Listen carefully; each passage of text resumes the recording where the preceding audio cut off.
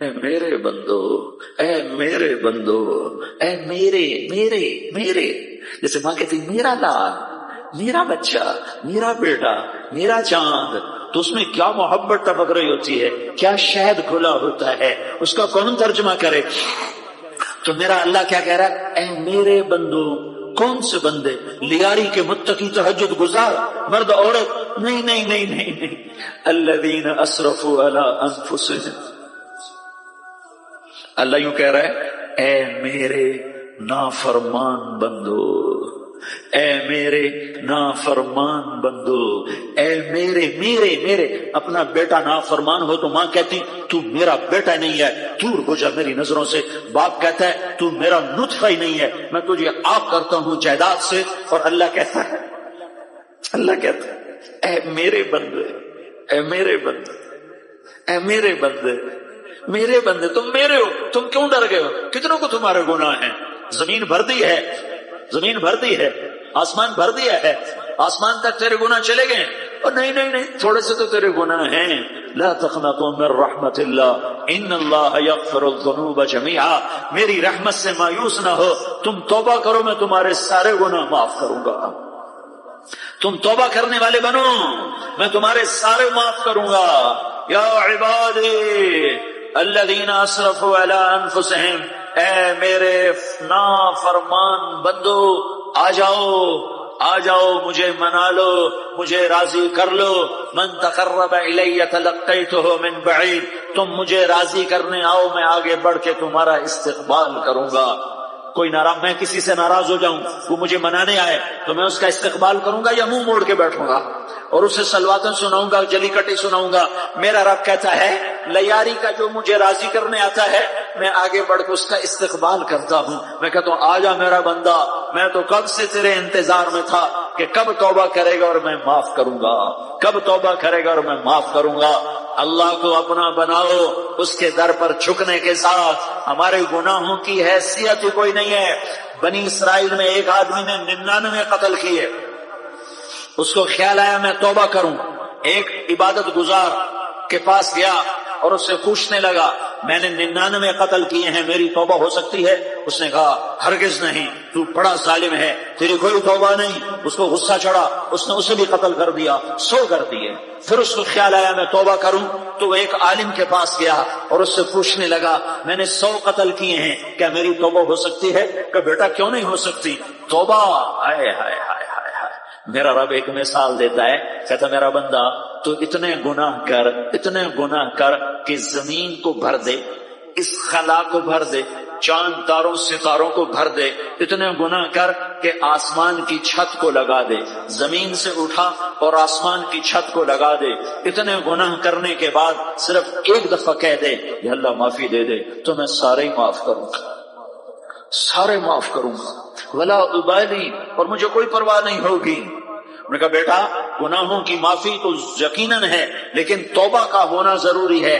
تیری توبہ پکی ہونے کے لیے یہ ماحول چھوڑنا ضروری ہے۔ تو یہ بستی چھوڑ کے اس بستی میں چلا جا، وہاں نیک لوگ رہتے ہیں، ان کی صحبت میں تو رہے گا تو تیری توبہ پکی ہو جائے گی۔ اس نے کہا میری معافی ہو جائے، میری معافی ہو جائے، میں ہر کام کرنے کو تیار ہوں۔ بوریا بستر اٹھایا، جو تبلیغ والے کہتے ہیں گھر چھوڑو، لیاری چھوڑو، بستر اٹھاؤ اور چلے کے لیے نکلو، 4 مہینے کے لیے نکلو کہ اپنی توبہ کو پکا کرو، ورنہ ماحول کی گندگی پھر آدمی کو گرا دیتی ہے، پھر گرا دیتی ہے، پھر گرا دیتی ہے۔ وہ نکلا، راستے میں موت آئی۔ جب موت نے جھٹکا دیا تو اس نے چھلانگ لگائی اس نیک لوگوں کی بس کی طرف، وہ ایسے اس کے ہاتھ آگے، ہاتھ اس کے آگے اور پورا جسم ایسے آگے پھیلا ہوا۔ اللہ تعالیٰ نے لیاری والوں کو قصہ سنانا تھا تو دونوں فرشتے بھیج دیے، جنت کا بھی آ گیا، جہنم کا بھی آ گیا۔ جہنم والے کہنے لگے مجرم ہے ہتھ کڑی لگاؤ، جنت والے کہنے لگے مہمان ہے سہرے پہناؤ۔ جہنم والے کہنے لگے توبہ ادھوری ہے، ابھی توبہ پکی نہیں ہے، ابھی نیک لوگوں کے شہر کو پہنچا ہی نہیں ہے کہ موت آ گئی۔ اور جنت کے میں کہنے لگے نہیں نہیں نہیں، توبہ ارادے سے ہو جاتی ہے، ارادہ کر لیا توبہ ہو گئی، ہمارا مہمان ہے۔ اللہ نے تیسرا فرشتہ بھیجا، جاؤ فیصلہ کرو۔ کیا فیصلہ کرو؟ وہ یہاں مرا پڑا ہے، یہ اس کی بستی ہے، یہ نیک لوگوں کی بستی ہے، وہ یہاں مرا پڑا تھا۔ اللہ تعالیٰ نے کہا فیصلہ کیا کرتا ہوں کہ یہ فاصلہ ناپو، اگر گھر کے قریب ہے تو دوزخ والے لے جاؤ، اگر نیک لوگوں کی بستی کے قریب ہے تو جنت والے لے جاؤ، یہ میرا فیصلہ ہے۔ ہائے ہائے واہ میرا رب، میں تیرے قربان۔ ہوا کیا تھا، وہ گھر کے قریب تھا اور نیک لوگوں کی بستی سے دور تھا۔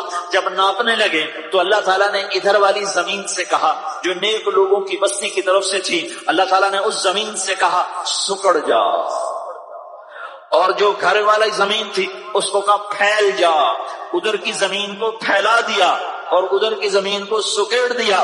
جب ناپا گیا تو وہ نیک لوگوں کی بستی کے قریب ہوا، اللہ نے کہا لے جاؤ جنت میں، ہم نے معاف کر دیا۔ اور یہ تو بنو اسرائیل کا آدمی ہے، ہم تو محمد مصطفیٰ صلی اللہ علیہ وسلم کے امتی ہیں۔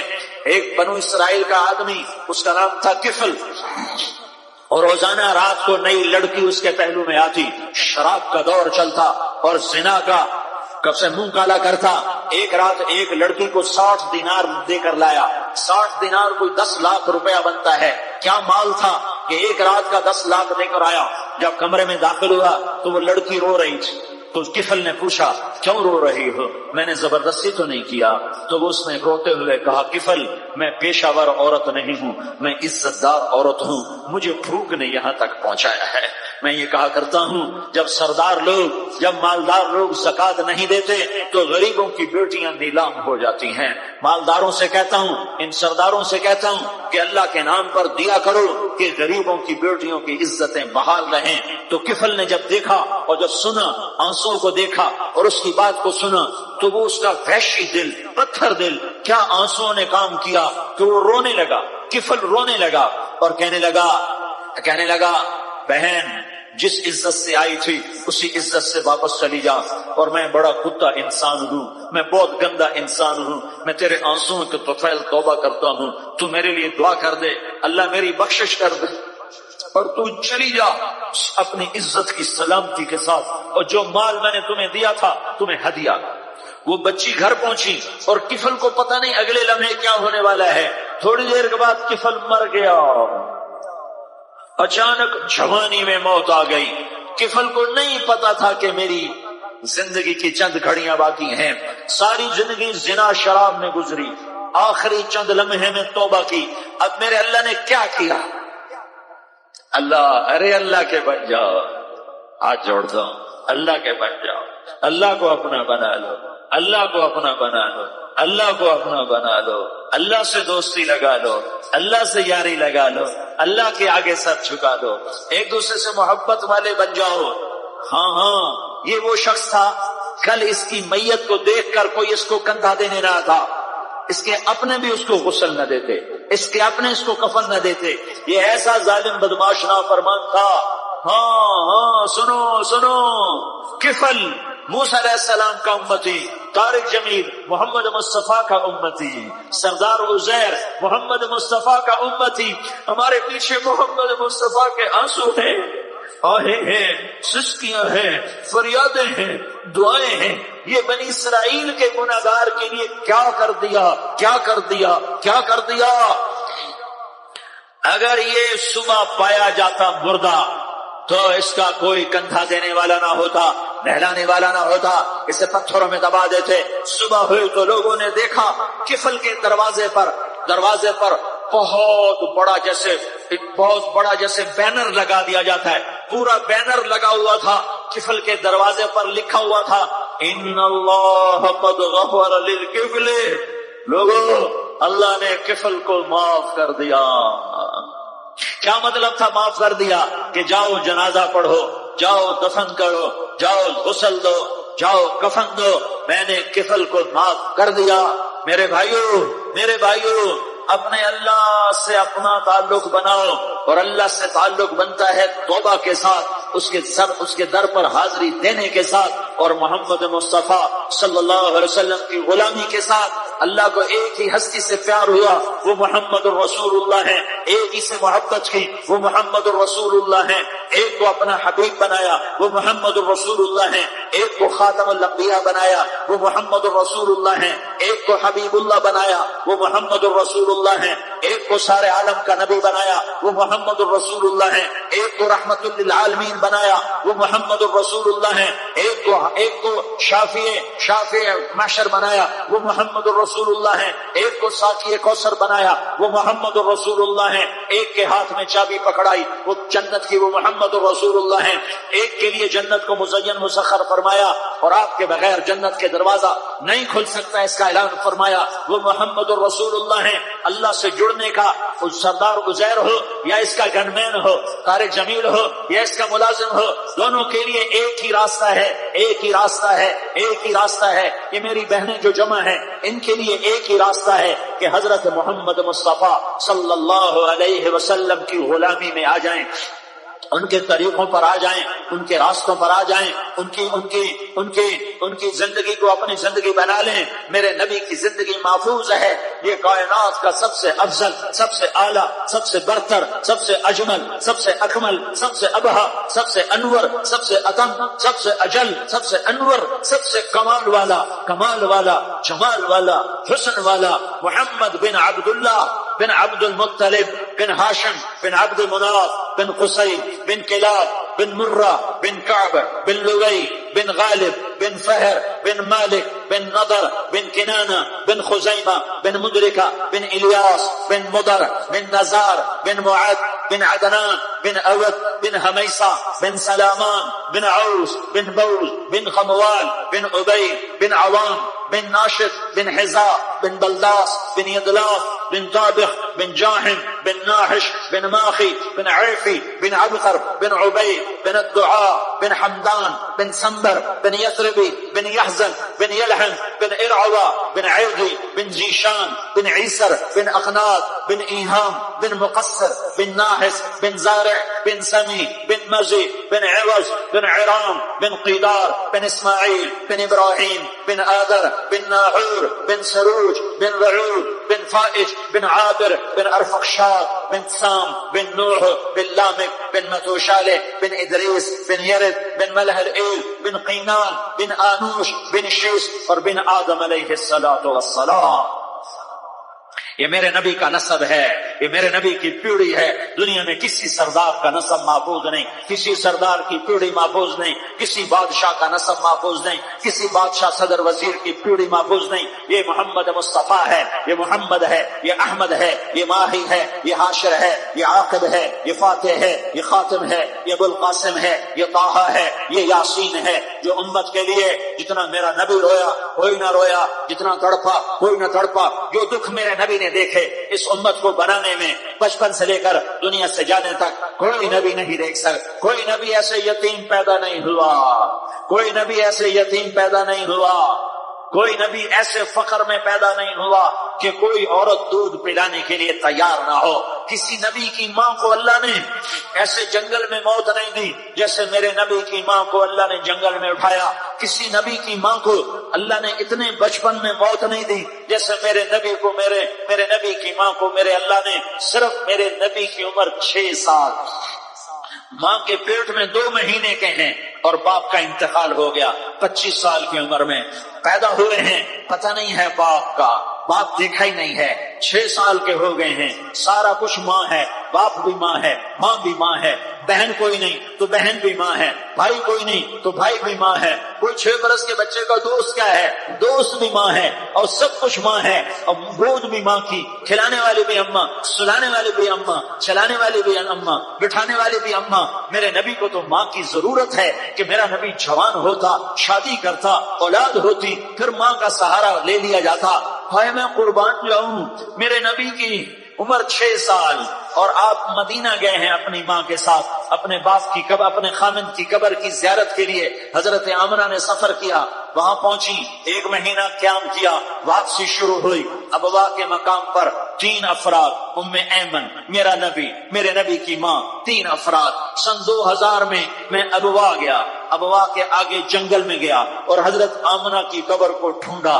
میں نے زندگی سفروں میں گزار دی، میری زندگی ساری سفروں میں گزری اور سفروں میں کیفیات واردات مختلف دیکھی۔ میں بیت اللہ کے اندر 2 دفعہ داخل ہوا اور وہاں نمازیں پڑھی، نفل پڑھے، پر جو کیفیت میں نے حضرت آمنہ کی قبر پہ دیکھی میں نے بیت اللہ کے اندر بھی نہ دیکھی ہے۔ کہ میں وہاں کھڑا ہوا 1400 سال پیچھے دیکھ رہا تھا، چاروں طرف جنگل تھا، چاروں طرف کالے پہاڑ تھے اور کانٹے دار جھاڑیاں تھیں، وہ چھوٹے چھوٹے کیکر تھے، وہ سخت ان کے کانٹے تھے، بڑے بڑے پتھر تھے، نوکیلے سنگریزے تھے اور سیاہ کالے پہاڑ تھے، اور چاروں طرف 2000 میں انسان نام کی شے نہ تھی۔ 14 صدی پیچھے میں نے مڑ کے دیکھا کہ میرے نبی کی ماں صرف 25 سال کی عمر میں ہارٹ اٹیک نے پکڑا اور آپ گری، ایسے ایسے اوپر چبوترا سا تھا، کوئی 40-50 فٹ اونچا پہاڑ ہے جہاں میرے نبی کی ماں پر موت نے وار کیا۔ ارے یہ موت مدینے میں آتی تو نان کے سنبھال لیتے، یہ موت مکے میں آتی تو داد کے سنبھال لیتے، کوئی دادا سنبھالتا، کوئی چاچا سنبھالتا، کوئی پھوپھی سنبھالتی، کوئی ماموں سنبھالتا، مدینے میں رشتہ دار تھے، کوئی وہاں سنبھالتا۔ یہ میرے رب نے کیا کیا؟ یہ لیاری والوں کو پیغام دیا کہ دیکھو دیکھو اپنے نبی کے مصائب دیکھو، تم جھک جاؤ، سہ جاؤ اللہ اور اس کے رسول کی رضا میں، پی جاؤ، سہ جاؤ تو تمہیں عزت کے تاج مقدر، تمہیں کامیابی مقدر، تمہیں عزت مبارک، تمہیں کامیابی مبارک، تمہیں رحمت مبارک، تمہیں جنت مبارک، تمہیں اللہ کی رضا مبارک۔ ظالم کے ساتھ کبھی میرا رب نہ ہوا، مظلوم کو میرے رب نے کبھی تنہا نہ چھوڑا۔ مظلوم کافر بھی ہو تو اللہ اس کا ساتھی ہے، مظلوم کافر بھی ہو تو اللہ اس کا ساتھی ہے۔ میں قربان جاؤں، میرا وجود کانپ رہا تھا۔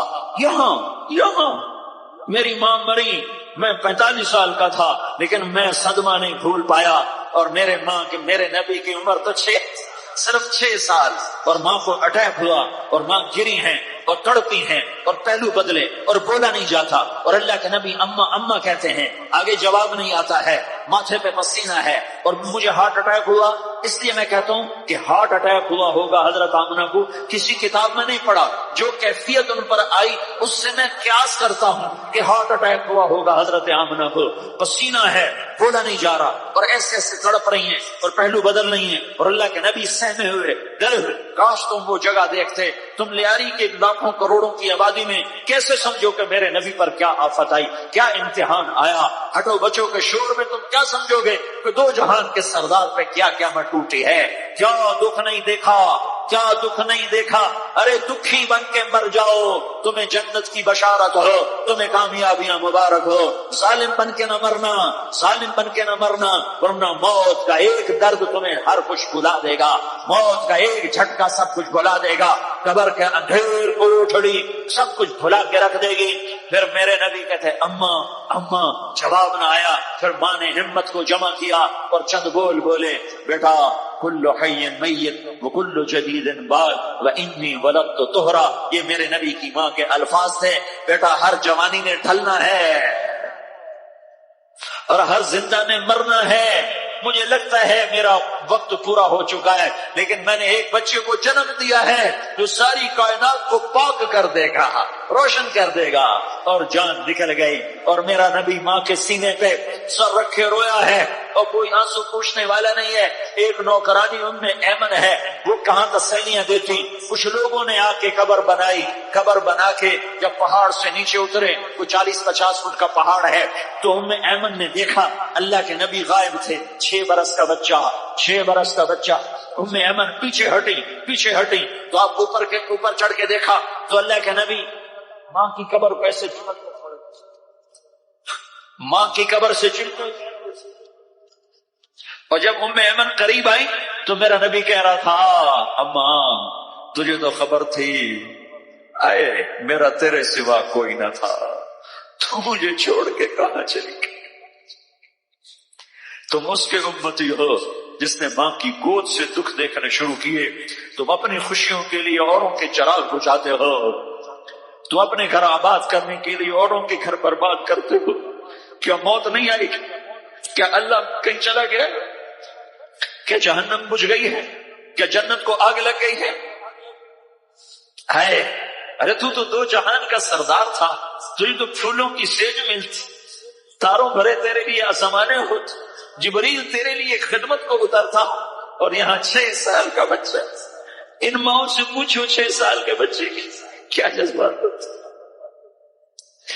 باپ تو اکثر باہر رہ جاتے ہیں، ماؤں سے پوچھو 6 برس کا بچہ ماں کی قبر سے لپٹ کر پڑا ہوا ہے، یہ 2 جہان کا سردار، یہ محمد مصطفیٰ، یہ محمد، یہ احمد، یہ ماہی، یہ حاشر، یہ عاقب، یہ فاتح، یہ خاتم، یہ ابو القاسم، یہ طہ، یہ یاسین، یہ مزمل، یہ مدثر، یہ رحمت للعالمین، یہ شاہد، یہ مبشر، یہ نذیر، یہ داعی اللہ، یہ سراج منیر، یہ ہادی، یہ مہدی، یہ راشد، یہ رشید، یہ ناصر، یہ منصور، یہ عامر، یہ ناہی، یہ منجی، یہ مدری، یہ قرشی، یہ مدنی، یہ مکی، یہ حجازی، یہ نظاری، یہ محمد رسول اللہ ہے، یہ محمد مصطفیٰ ہے۔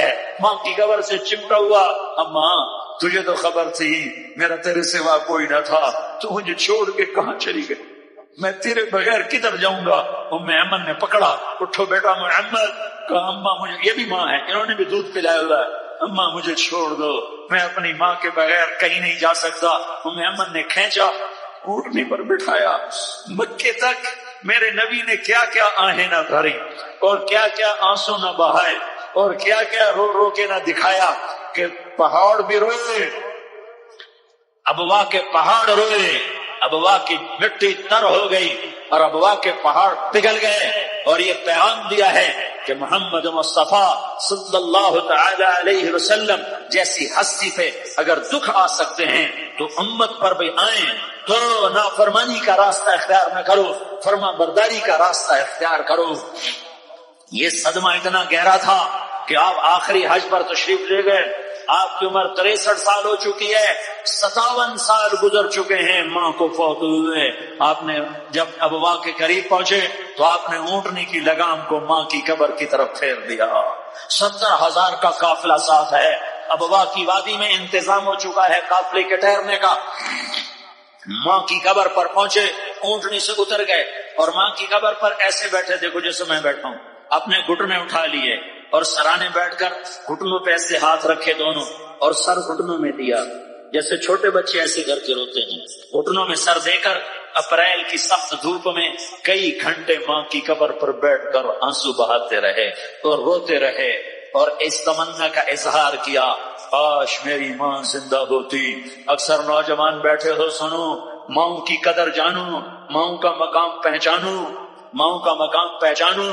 کاش میری ماں زندہ ہوتی تو میں اپنی ماں کی ایسی خدمت کرتا کہ میں عشاء کی نماز کے مصلی پر ہوتا اور میں سورۃ فاتحہ شروع کر چکا ہوتا، اور ادھر سے میری ماں کہتی محمد تو میں ماں کے لیے نماز توڑ دیتا، میں کہتا لبیک یا اماں، اماں جی میں حاضر ہوں۔ ہاں، ہم محمد مصطفیٰ صلی اللہ علیہ وسلم کے امتی ہیں، ایک ایک امتی کے لیے میرے نبی نے آنسو بہائے، خون بہایا، امت کے لیے درد مندی کے تو میں کیا بیان کروں۔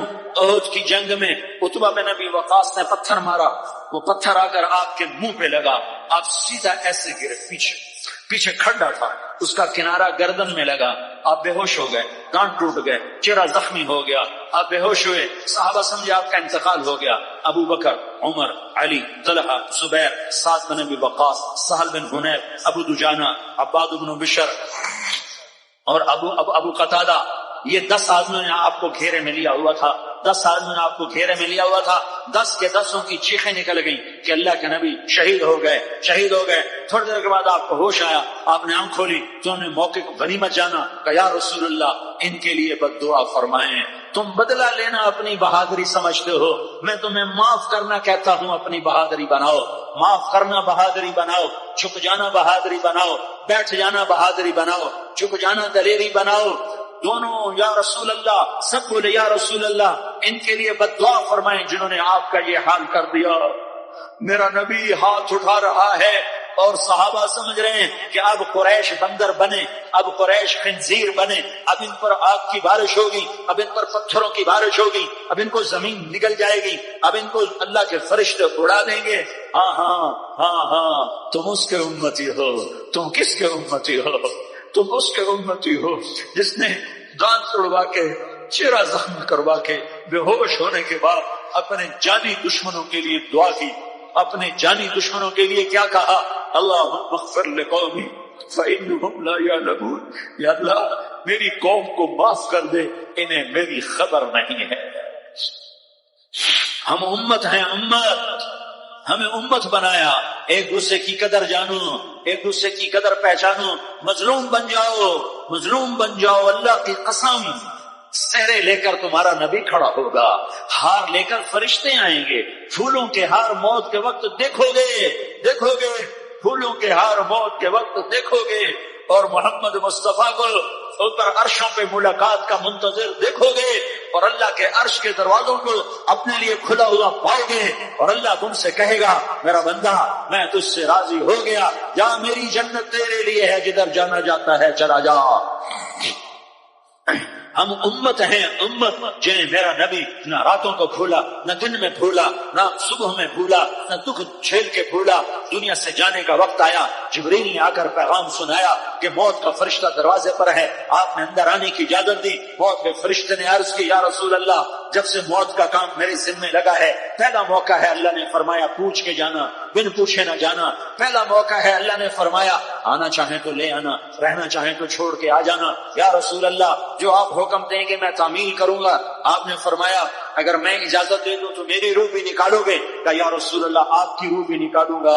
ہائے ہائے، آپ نے جبریل کو دیکھا، جبریل تو کیا کہتا ہے؟ جبریل کہنے کے یا رسول اللہ، اللہ آپ کی ملاقات کا شوق رکھتا ہے، اوپر ملاقات کی تیاریاں مکمل ہیں، ہاں آگے آپ کی اپنی مرضی ہے تو میں قربان جاؤں۔ میرے نبی نے یہ نہ کہا تو میری فاطمہ کا کیا بنے گا، میرے علی کا کیا بنے گا، میرے حسین کا کیا بنے گا، جس کا شہید ہونا میں اپنی آنکھوں سے دیکھ رہا ہوں۔ آپ نے کہا میں دیکھ رہا ہوں ایک کتا میری اولاد کا خون چاٹ رہا ہے، حسین کے لیے دعا نہیں کی ہے، حسن کے لیے دعا نہیں کی ہے، علی کے لیے دعا نہیں کی ہے، فاطمہ کے لیے دعا نہیں کی، اہل بیت کے لیے دعا نہیں کی، ان کو اللہ کی تقدیر پہ چھوڑ دیا۔ سب سے بڑے دکھ اہل بیت نے دیکھے ہیں، سب سے زیادہ درد اہل بیت نے جھیلے ہیں، سب سے زیادہ قربانیاں اہل بیت کی ہیں۔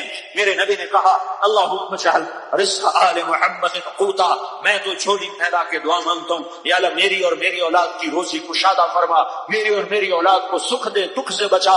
سنو سنو سنو، تمہارے نبی نے دعا کی یا اللہ میری اولاد کی روزی تنگ کر دے، میری اولاد کی روزی تنگ کر دے، میری اولاد کا رزق تنگ کر دے، تاکہ میری امت روٹی پہ ایک دوسرے کا گلا نہ کاٹے، میرے گھر کو دیکھ لے کہ میرے گھر کے چراغ بجھے ہوئے، چولہے بجھے ہوئے۔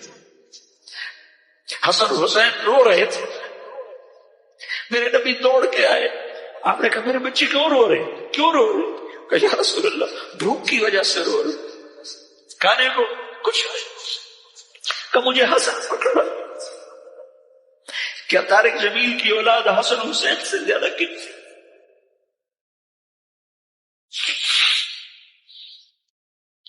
میرے بچوں کی ماں فاطمہ سے زیادہ قیمتی ہے، میرا گھر اہل بیت سے زیادہ قیمتی ہے۔ آپ نے کہا مجھے حسن پکڑا، حسن کو پکڑایا، کوئی گلہ نہیں کیا علی کا کہ تم میرے بچوں کو کھلاتا نہیں، اپنی زبان مبارک کو یوں حسن کے منہ میں ڈالا، انہوں نے چوسنا شروع کیا، چوستے چوستے چوستے چوستے وہ مسکرانے لگے، اندر سے شہد جیسی چیز اللہ نے نکالی اور حسن کا پیٹ بھر گیا کہ مجھے حسین پکڑا، پھر حسین کو پکڑا اور دونوں ہاتھوں میں لے کر اس کے منہ میں ڈالا، اپنی زبان مبارک کو ڈالا، وہ چوستے چوستے چوستے چوستے سیراب ہو گئے۔ اے اللہ میں ان سے پیار کرتا ہوں، تو بھی ان سے پیار فرما، اور جو ان سے پیار کرے ان سے بھی پیار فرما۔ یہ بھوک کی شدت سے تڑپ رہے ہیں، کیا مسلمان روٹی پہ ایک دوسرے کا گلا کاٹتا ہے؟ کیا کرسی کے پیچھے ایک دوسرے کے خون کا پیاسا ہوتا ہے؟ کیا عزت اور اقتدار کی خاطر ایک دوسرے کے سینے چھیدتا ہے؟ کیا اللہ تعالیٰ نے قانون بدل دیا ہے؟ کیا اللہ نے جہنم کو بجھا دیا ہے؟ کیا اللہ نے جنت کو آگ لگا دی ہے؟ کیا محمد مصطفیٰ کا سامنا نہ ہوگا؟ کیا آل رسول کا سامنا نہ ہوگا؟ کیا حسین کے کٹے سر کا سامنا نہ ہوگا؟ کیا زینب کا پھٹا ہوا دوپٹہ تمہیں دکھایا نہ جائے گا؟ کدھر جا رہے ہو؟ کدھر جا رہے ہو؟ کیا کر رہے ہو؟ کس کا سامنا ہونے والا ہے؟ ہاں میرے نبی نے جبریل تو کیا کہتا ہے کہ یا رسول اللہ آپ کی ملاقات کے شوق میں ہے، تو آپ یوں کہتے پہلے میرے حسین کا مسئلہ حل کر، پہلے میرے حسن کا مسئلہ حل کرواؤ، پہلے میرے علی کا مسئلہ حل کرواؤ، پہلے میری فاطمہ کا مسئلہ حل کرواؤ۔ نا نا نا نا نہیں نہیں نہیں، آپ نے کہا جبریل او سنو میں کیا کہہ رہا ہوں۔ آپ نے کہا جبریل واپس جاؤ اور میرے اللہ سے پوچھ کے آؤ میرے بعد میری امت کے ساتھ کیا کرے گا، میرے بعد میری امت کے ساتھ کیا کرے گا۔ جبریل واپس گئے، موت کا فرشتہ کھڑا رہا، جبریل جواب لائے، یا رسول اللہ، اللہ فرما رہے ہیں کہ اے میرے محبوب، تیرے بعد تیری امت کو تنہا نہیں چھوڑوں گا۔ امت کو موت پر یاد رکھا ہے، امت کو زندگی پر یاد رکھا ہے، امت کو میدان معاشر میں بیوی کہے گی نفسی نفسی، بچہ کہے گا نفسی نفسی، باپ کہے گا نفسی نفسی، خامن کہے گا نفسی نفسی، آدم بولیں گے نفسی نفسی، نوح بولیں گے نفسی نفسی، ابراہیم بولیں گے نفسی نفسی، موسیٰ ہارون یوشع بولیں گے نفسی نفسی، داؤد سلیمان بولیں گے نفسی نفسی، زکریا یحییٰ بولیں گے نفسی نفسی، اسماعیل شعیب یعقوب اسحاق یوسف بولیں گے نفسی نفسی، لوط صالح ہود بولیں گے نفسی نفسی، طارق جمیل بولے گا نفسی نفسی، عزیر بولے گا سردار نفسی نفسی، مجھے بیوی بچے یاد نہیں ہوں گے، آپ کو بیوی بچے یاد نہیں ہوں گے، نفسی نفسی نفسی۔ حضرت عیسیٰ کی سنو، عیسیٰ علیہ السلام 5 بڑے پیغمبروں میں ایک پیغمبر، عیسیٰ کی سنو، یا اللہ میں اپنی ماں مریم کا بھی سوال نہیں کرتا، نفسی نفسی۔ اپنے نبی کی سنو، اپنے نبی کی سنو، اپنے نبی کی سنو، اپنے نبی کی سنو، سارا جہان بولے گا نفسی نفسی نفسی۔ ایک طرف سے آواز آئے گی، ایک طرف سے آواز آئے گی، امتی امتی امتی امتی۔ سارے لوگ نظریں پھیریں گے، یہ کون ہے جو نفسی نفسی نہیں کہہ رہا، جو امتی امتی کہہ رہا ہے، یہ کون ہے؟ جب دیکھیں گے تو وہ تمہارا رسول ہوگا، وہ محمد مصطفیٰ ہوگا، وہ محمد رسول اللہ ہوگا، وہ محمد بن عبداللہ ہوگا۔ وہ تمہارے لیے رویا، وہ میرے لیے رویا، وہ کائنات کے ہر امتی کے لیے رویا، وہ ناچنے والی کے لیے بھی رویا، چور ڈاکو کے لیے بھی رویا، شرابی زانی چوری کے لیے بھی رویا۔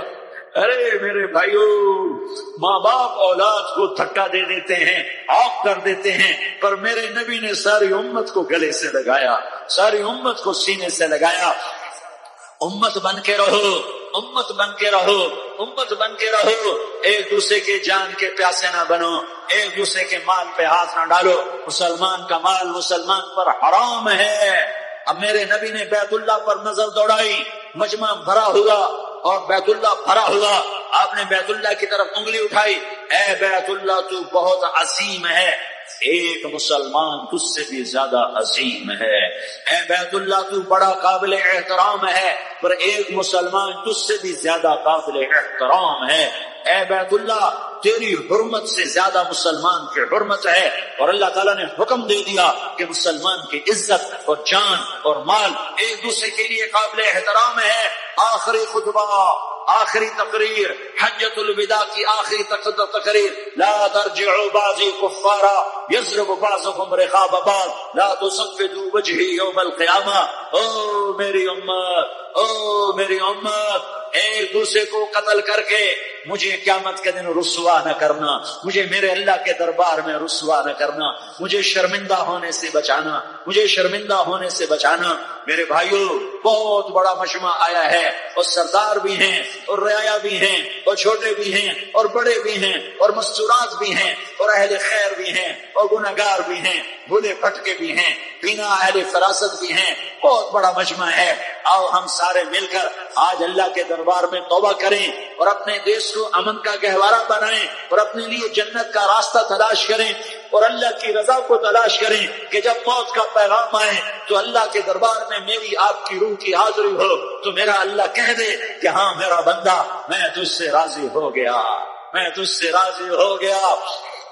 ہاں ایک دن آنے والا ہے جب اللہ اپنی جنت کو سجائے گا، روزانہ سجاتا ہے اللہ اپنی جنت کو۔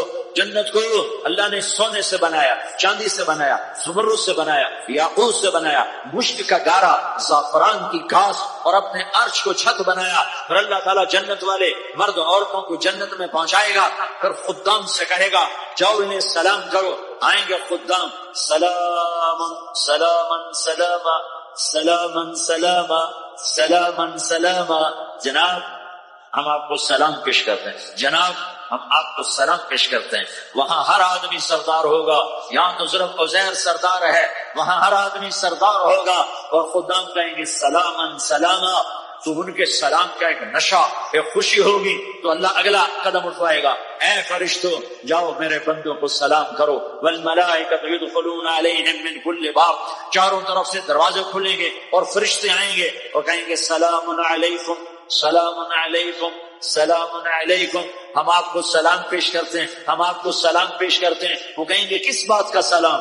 بما صبرتم بما صبرتم بما صبرتم, جو آپ نے دنیا میں صبر کیا اور صبر کیا اور سہ گئے اور پی گئے اور کھیلتے رہے اور مٹتے رہے اور کٹتے رہے اور پٹتے رہے اور سہتے رہے, آج اس کے بدلے میں ہم آپ کو سلام پیش کرتے ہیں. فرشتوں کے سلام کا نشہ ہوگا اور ایک مزہ ہوگا اور ایک لطف ہوگا اور ایک ٹھنڈک ہوگی. ہائے ہائے, ایسے ابھی اچانک یہ بلب جلے اور روشنی پھیل گئی, ایسے ہی اچانک اچانک اچانک اچانک اچانک ایک دم عرش کے دروازے سارے کھل جائیں گے اور میرا اللہ خود سامنے آ کر کہے گا سلام قولا من رب الرحیم. میرے بندو دیاری والو, آج تمہارا رب تمہیں سلام پیش کرتا ہے. آج تمہارا رب تمہیں سلام پیش کرتا ہے. پھر میرا اللہ کہے گا خوش ہو, راضی ہو, کوئی تکلیف تو نہیں. پھر میرا اللہ ایک ایک مرد عورت کا نام لے کر کہے گا کوئی تکلیف تو نہیں, آپ خوش ہو, راضی ہو, راضی ہو, کوئی تکلیف تو نہیں. ہر مانگا پورا ہو گیا, ہر مراد پوری ہو گئی. کہیں گے ہر مانگا پورا, ہر مراد پوری. اللہ تعالیٰ کہیں گے اب تمہیں ایک اعلیٰ چیز نہ دے دوں جو جنت سے بھی بہتر ہے, جنت سے بھی بہتر چیز نہ دے دوں؟ تو فرشتے کہیں گے یا اللہ, تم جنت ہی کہیں گے یا اللہ جنت سے بہتر کیا چیز ہے؟ تو اللہ فرمائے گا جاؤ میں تم سے راضی ہو گیا, آج کے بعد کبھی ناراض نہیں ہوں گا. میرے بھائیوں, اس جنت کو سامنے رکھ کر زندگی گزارو. آپس کی لڑائیاں چھوڑ دو, آپس کی نفرتیں چھوڑ دو, آپس کی عداوتیں چھوڑ دو. مسلمان کی آپس کی ٹکر کا نفع کسی کو نہیں ہوتا, کسی کو نہیں ہوتا. شیطان اس کا نفع اٹھاتا ہے, شیطان اس کا نفع اٹھاتا ہے. تو ہمیں جہنم کا ایندھن بنا دیتا ہے, ہمیں اللہ کی نظروں سے گرا دیتا ہے. ہم چھوٹے پڑ جائیں, ہم ایک دوسرے کو معاف کرنے والے بن جائیں, ایک دوسرے کے گلے لگ جاؤ, ایک دوسرے کو امت بن کے دکھا دو, تو اللہ پوری دنیا کے باطل کو ایمان کی دولت نصیب فرمائے گا اور اللہ تعالیٰ پوری دنیا کے باطل کو تمہارے قدموں میں جھکائے گا. ایک بہت بڑا مجمع ہے جو آگے رمضان کی آمد ہے. اللہ کی رحمتوں کے در کھلنے والے ہیں, جنت کے دروازے کھلنے والے ہیں. روزہ رکھنے والوں کے لیے سمندر کی مچھلیاں دعا آنے سے پہلے یہ مجمع میں جو جس گناہ والا بیٹھا ہے آج توبہ کر لے, جو جس جرم والا بیٹھا ہے آج توبہ کر لے. میرا رب کہتا ہے اگر میں دنیا میں کسی کو فوراً پکڑتا, اگر کسی گناہ کی فوری سزا رکھتا, تو جو میری رحمت سے نا امید ہیں سب سے پہلے میں ان کو پکڑتا. تو ہم اللہ کی رحمت سے نا امید نہ ہو, ہمارے گناہوں کی کتنی کو حد ہوگی, گھر بھر دیں گے, لیاری بھر دیں گے. اور میرا اللہ کہتا نہیں لیاری نہ بھرو, دھرتی بھرو, دھرتی نہ بھرو, خلا بھرو, خلا نہ بھرو, چاند تاروں کو بھرو, چاند تارے نہ بھرو, آسمان تک کے فاصلے کو پاٹ دو, بھر دو, بھر دو. گناہ کرتے کرتے کرتے کرتے کرتے کرتے آسمان کی چھت کو لگا دو. پھر صرف صرف صرف صرف ایک دفعہ کہہ دو یا اللہ معافی, تو میں سارے ہی معاف کروں گا, یا اللہ معافی, تو میں سارے ہی معاف کروں گا. اور پھر مجھے کوئی پرواہ بھی نہیں ہوگی. تو میرے بھائیوں, میں آپ سے جھولی پھیلا کے آج جیسے وہ اپیل نہیں کرتے چندے کی بھی ہاں بھائی جھولی پھیلائی ہے, بھائی کوئی 100 روپے ڈالے, کوئی 10 روپے ڈالے, کوئی 20 روپے ڈالے. آج میں جھولی پھیلاتا ہوں, میری جھولی میں توبہ ڈالو, میری جھولی میں توبہ ڈالو. آج میں توبہ کی اپیل کرتا ہوں. آپس کی لڑائیاں چھوڑو, آپس کی نفرتیں چھوڑو, آپس کی عداوتیں چھوڑو, آپس کی محبتوں میں شیر و شکر بن جاؤ. اللہ کی قسم سارا عالم اللہ مسخر کر کے تمہارے قدموں میں گرا دے گا, سب نگل کر دے گا. اور قیامت کے دن تمہارا نبی, میرا نبی, کائنات کا نبی ہمیں گلے سے لگائے گا, سینے سے لگائے گا, ماتھے پہ بوسہ دے گا, اپنے ہاتھوں سے جام کوثر ایک حدیث سنو, جام کوثر پلائے گا. ایک حدیث سنو, اللہ کے نبی نے مدینے والوں سے کہا, مدینے والوں میرے بعد تمہارا حق تمہیں نہیں ملے گا, میرے بعد تمہارا حق تمہیں نہیں ملے گا, کیا کرو گے, کیا کرو گے؟ تو مدینے والوں نے کہا یا رسول اللہ تلوار اٹھائیں گے. کلاشنکوف اٹھائیں گے اپنا حق وصول کریں گے، تلوار اٹھائیں گے اپنا حق وصول کریں گے. تو میرے نبی نے فرمایا تمہیں اس سے اچھی بات بتاؤں، تمہیں اس سے اچھی بات بتاؤں، تمہیں اس سے اچھی بات بتاؤں. کہ جی کیا رسول اللہ؟ کا تلوار نیچے کر لینا اور صبر کر جانا اور سہ جانا اور پی جانا اور پس جانا اور قیامت کے دن حوض کوثر پر میرے پاس آ جانا. جتنے تمہارے حق ضائع ہوئے سارے اللہ سے میں پورے کروا کے دے دوں گا. یہ وعدہ صرف مدینے والوں سے نہیں ہے، لیاری والوں سے بھی وعدہ ہے، لاہور والوں سے بھی وعدہ ہے، کراچی والوں سے بھی وعدہ ہے، ملتان والوں سے بھی وعدہ ہے، پشاور والوں سے بھی وعدہ ہے، پنڈی اسلام آباد والوں سے بھی وعدہ ہے، مکی والوں سے بھی وعدہ ہے. کن سے؟ جو صبر کر گئے، جو صبر کر گئے، جو صبر کر گئے، جو صبر کر گئے، سہ گئے پی گئے، سہ گئے پی گئے، چھک گئے مٹ گئے.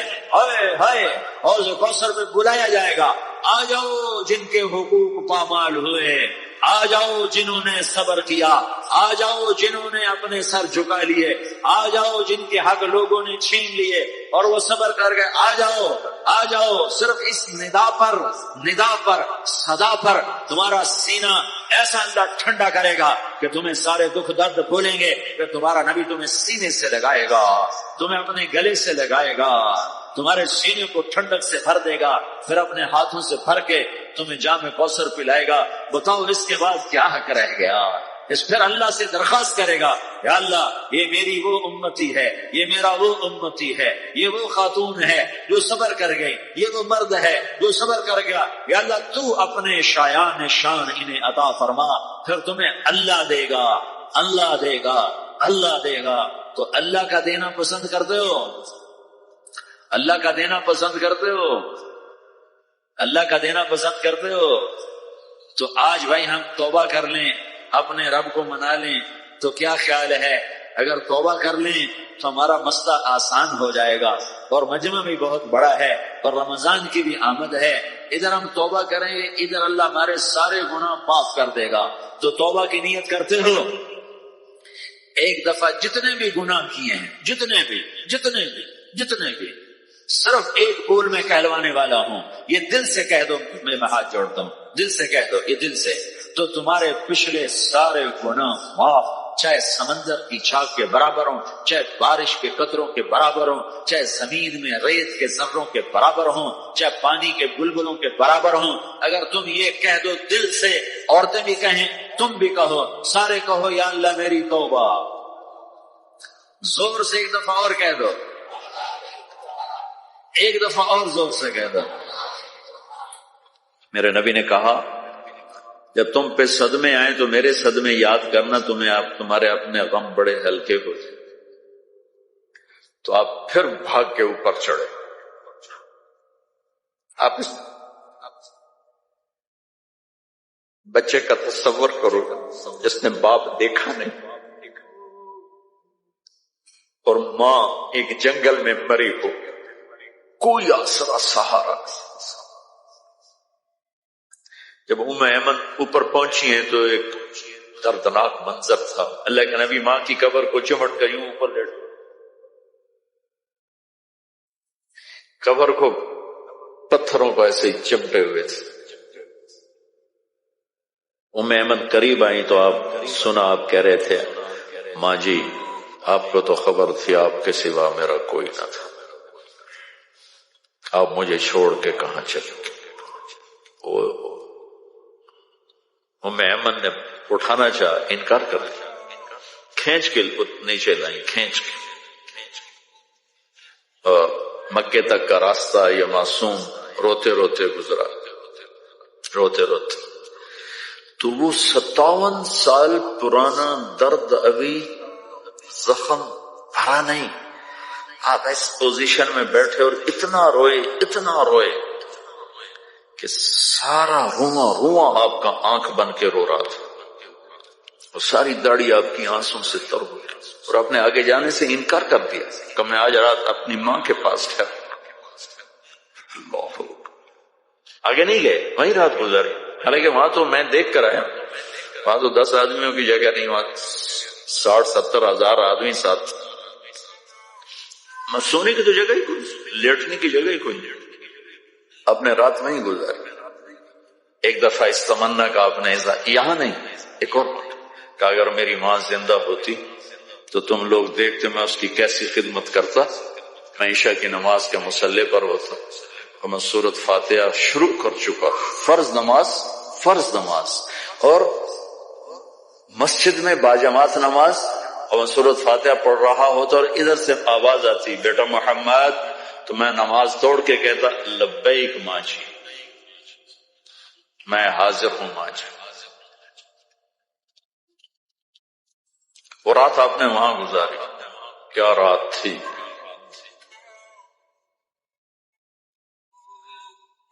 اب وہاں سے چلے تو آپ عثفان پہنچے، عثفان تھے تو آپ نے کہا ابوبکر یہ کون سی جگہ ہے؟ کہا جی عثفان۔ کہا میں دیکھ رہا ہوں ہود اور صالح علیہ السلام گزر رہے ہیں اس وادی سے لبیک کہتے ہوئے حج کو جا رہے ہیں۔ عثفان سے آپ مرہ زہران پہنچے، پھر وہاں سے آپ صرف پہنچے۔ صرف میں حضرت عائشہ رضی اللہ عنہا خیمے میں رو رہی تھیں، آپ نے فرمایا کیا ہوا؟ اللہ کی نفس تھی، لگتا ہے تجھے عورتوں والا عذر پیش آ گیا کیا؟ جی ہاں۔ تو کوئی نہیں، رو نہیں، اب تم عمرہ نہیں کرو گی، بس حج کرو گی۔ پھر وہاں سے آپ تنعیم پہنچے، تنعیم میں آپ نے احرام کی چادروں کو تبدیل فرمایا، جو 2 چادریں مدینہ میں زیب تن فرمائی تھی، تنعیم اتار کر تو نہیں چاہ اسی کپڑے کہ مکہ کے ٹاپ سے آپ انٹر ہوئے اور پیر زی طوا کے کنویں پر آ کر آپ نے قیام فرمایا۔ یہ ہے اتوار کی رات، 25 کو چلے اور 4 کی رات کو، یہ مہینہ 29 کا تھا، تو 4 کی رات کو آپ مکے پہنچ گئے۔ اتوار کو صبح آپ نے غسل کیا، خالی پانی بہایا اور عمرہ کے لیے تشریف لے گئے، تو صفا مروہ کی طرف سے آپ پہنچے۔ باب بنی شیبہ کے سامنے آپ نے اونٹنی کو بٹھایا تو بنو ہاشم خاندان کے بچے آ گئے، ان سب کو ملے، کئیوں کو اونٹنی پہ بٹھا لیا، کئیوں کو پیار کیا، گلے لگایا، پھر ان سب سے ہو کر بابو بنی شیبہ، یہ بابو بنی عبد مناف تھا، آپ کے خاندان کا دروازہ تھا، اس سے آپ انٹر ہوئے، اور جب آپ فارغ ہوئے تو بابو بنی مخزوم سے آپ باہر نکلے۔ آپ نے جاتے ہی حجر اسود کا بوسہ لیا، پھر سجدہ کیا، پھر بوسہ لیا، پھر سجدہ کیا، پھر بوسہ لیا، پھر سجدہ کیا، پھر آپ رونے لگے، بہت روئے۔ اس کے بعد آپ طواف شروع فرمائے۔ تیسرے یا چوتھے چکر میں آپ نے پانی بھی پیا اور حضرت عمر سے فرمایا کہ عمر حجر اسود کے بوسے پہ لڑائی نہ کرنا، جگہ ملے تو لے لینا، جھگڑا نہ کرنا، جیسے ہمارے نادانی میں لوگ وہاں عورتیں بھی ایسی حماقت کرتی ہیں کہ ایک سنت عمل کے لیے فرض چھوڑ دیتی کہ مرد عورت کا یوں آپس میں اختلاط، یہ اس سے بچنا فرض ہے، اور وہ ایک سنت کے لیے فرس رہی اور تو لڑائی جھگڑے فساد، قریب بھی نہیں جانا چاہیے۔ اللہ کے نبی نے استلام کیا، جب رش ہو گیا تو آپ کے پاس ایک لکڑی تھی، وہ دور سے یوں لکڑی کو لگا کر اور اس کا بوسہ لے لے۔ پہلا آپ نے بوسہ لیا، اس کے بعد رش ہو گیا تو پھر آپ نے ہر دفعہ بوسہ ایک دفعہ بوسہ لیا، اس کے بعد آپ کے پاس ایک لکڑی تھی، اس لکڑی کو آپ یوں چھوتے تھے تو حجر اسود کو اور اس کا بوسہ لے لیتے تھے، بوسہ صرف ایک دفعہ۔ پھر جب آپ نے 2 نفل پڑھ لیے اور تشریف لے گئے صفا مروہ کے لیے تو پھر بیت الحجر اسود کا بوسہ لیا اور آپ نے جا کر صفا مروہ پہ 7 چکر پورے کیے۔ بعض روایت میں ہے کہ 3 چکر پیدل کیے، پھر مجمع زیادہ ہو گیا تو 4 اونٹنی پر بیٹھ کر گیا تاکہ لوگ دیکھ لیں۔ اس کے بعد آپ نے اعلان فرمایا کہ بھئی جن کے پاس قربانی کا جانور نہیں ہے وہ احرام کھول دو۔ تو صحابہ نے کہا یا رسول اللہ آپ کھولیں، تو آپ نے فرمایا کہ میرے پاس قربانی کا جانور ہے، ابو بکر کے پاس، عمر، زبیر، طلحہ یہ نہیں کھولیں گے جو کہ ان کے پاس بھی قربانی کا جانور ہے، باقی جن کے پاس نہیں کھول دو۔ تو سب نے کھول دی اور حج افراد بھی تمتع بن گیا، حج قران بھی تمتع بن گیا۔ اب نہیں ہو سکتا، اب جو نیت کریں گے وہی کرنی پڑے گی، لیکن اللہ کے نبی کا خاص حکم تھا تو سب کا حج تمتع بن گیا۔ اتوار، پیر، منگل، بدھ 4 دن آپ وہاں ٹھہرے۔ ان 4 دنوں میں آپ بیت اللہ تشریف نہیں لائے، طواف بھی نہیں کیا، کسی نہیں کیا کہ میرے آنے سے لوگوں کو تکلیف ہوگی، رش پڑے گا، تو لوگوں کو تکلیف سے بچانے کے لیے نفل عبادت چھوڑنا میرے نبی کا طریقہ. ہم نفل پڑھنے کے لیے لوگوں کی جئی تئی پھیر کے رکھ دیتے. ایک کسی بزرگ سے کسی نے پوچھا کبھی آپ کی تہجد قضا ہوئی؟ کہنے لگے زندگی میں ایک دفعہ ہوئی. وہ کیسے ہو گئی؟ کہ میں ایک جگہ مہمان تھا تو تہجد میں اٹھا تو دروازے کے پاس ایک آدمی سویا ہوا تھا، تو دروازے تک جانے کے لیے اسے کراس اس کے اوپر سے گزرے بغیر راستہ کوئی نہیں تھا، تو مجھے خطرہ ہوا میں اس کے اوپر سے گزرا تو اس کی آنکھ کھل جائے گی، تو میں واپس آ کے لیٹ گیا. بس زندگی میں ایک دفعہ میری تہجد قضا ہو گئی ہے. تو ہم لوگ نوافل کے لیے لوگوں کو اذیت میں ڈال دیتے ہیں. اور میرے نبی نے طواف جیسا عمل، طواف کے ہر قدم پہ 70,000 نیکی لکھی جاتی، طواف جیسا عمل نہیں کیا کہ میں جاؤں گا رش پڑے گا لوگوں کو تکلیف ہوگی. صرف بدھ کو گئے، ظہر کی نماز پڑھی اور حج کا طریقہ بتایا. پھر جمعرات کو آپ نے اپنے قافلے کو لے کر، یہ اب قافلہ کو 1 لاکھ کے قریب ہو چکا تھا، آپ مینا تشریف لے گئے، مسجد خیف وہاں آپ کا خیمہ لگا، وہاں آپ نے 5 نمازیں ادا فرمائی. یہ جمعرات کا دن تھا اور 5 نمازوں کے علاوہ وہاں کوئی اور عمل آپ نے نہیں فرمایا. اور جمعے کی صبح پھر آپ نے فجر کے بعد ہی عرفہ کی طرف سفر شروع فرمایا. اور جبریل نے آ کر کہا یا رسول اللہ، اللہ کہہ رہے ہیں لبیک، زور سے لبیک. تو آپ بھی اور صحابہ بھی زور سے لبیک کہہ رہے تھے. پھر وہاں آپ کے لیے سرخ رنگ کا چمڑا اس کا خیمہ لگایا گیا تھا، وہاں جاتے ہی آپ نے بیٹھ گئے، آرام کیا زوال تک. اس کے بعد آپ نے اٹھ کے غسل فرمایا. پھر بلال سے پوچھا زوال کا وقت ہو گیا؟ کہا جی ہو گیا. پھر آپ تشریف لائے اور آپ نے خطبہ دیا. اس کے جو بڑے بڑے عنوان ہیں وہ میں دوہرا دیتا ہوں.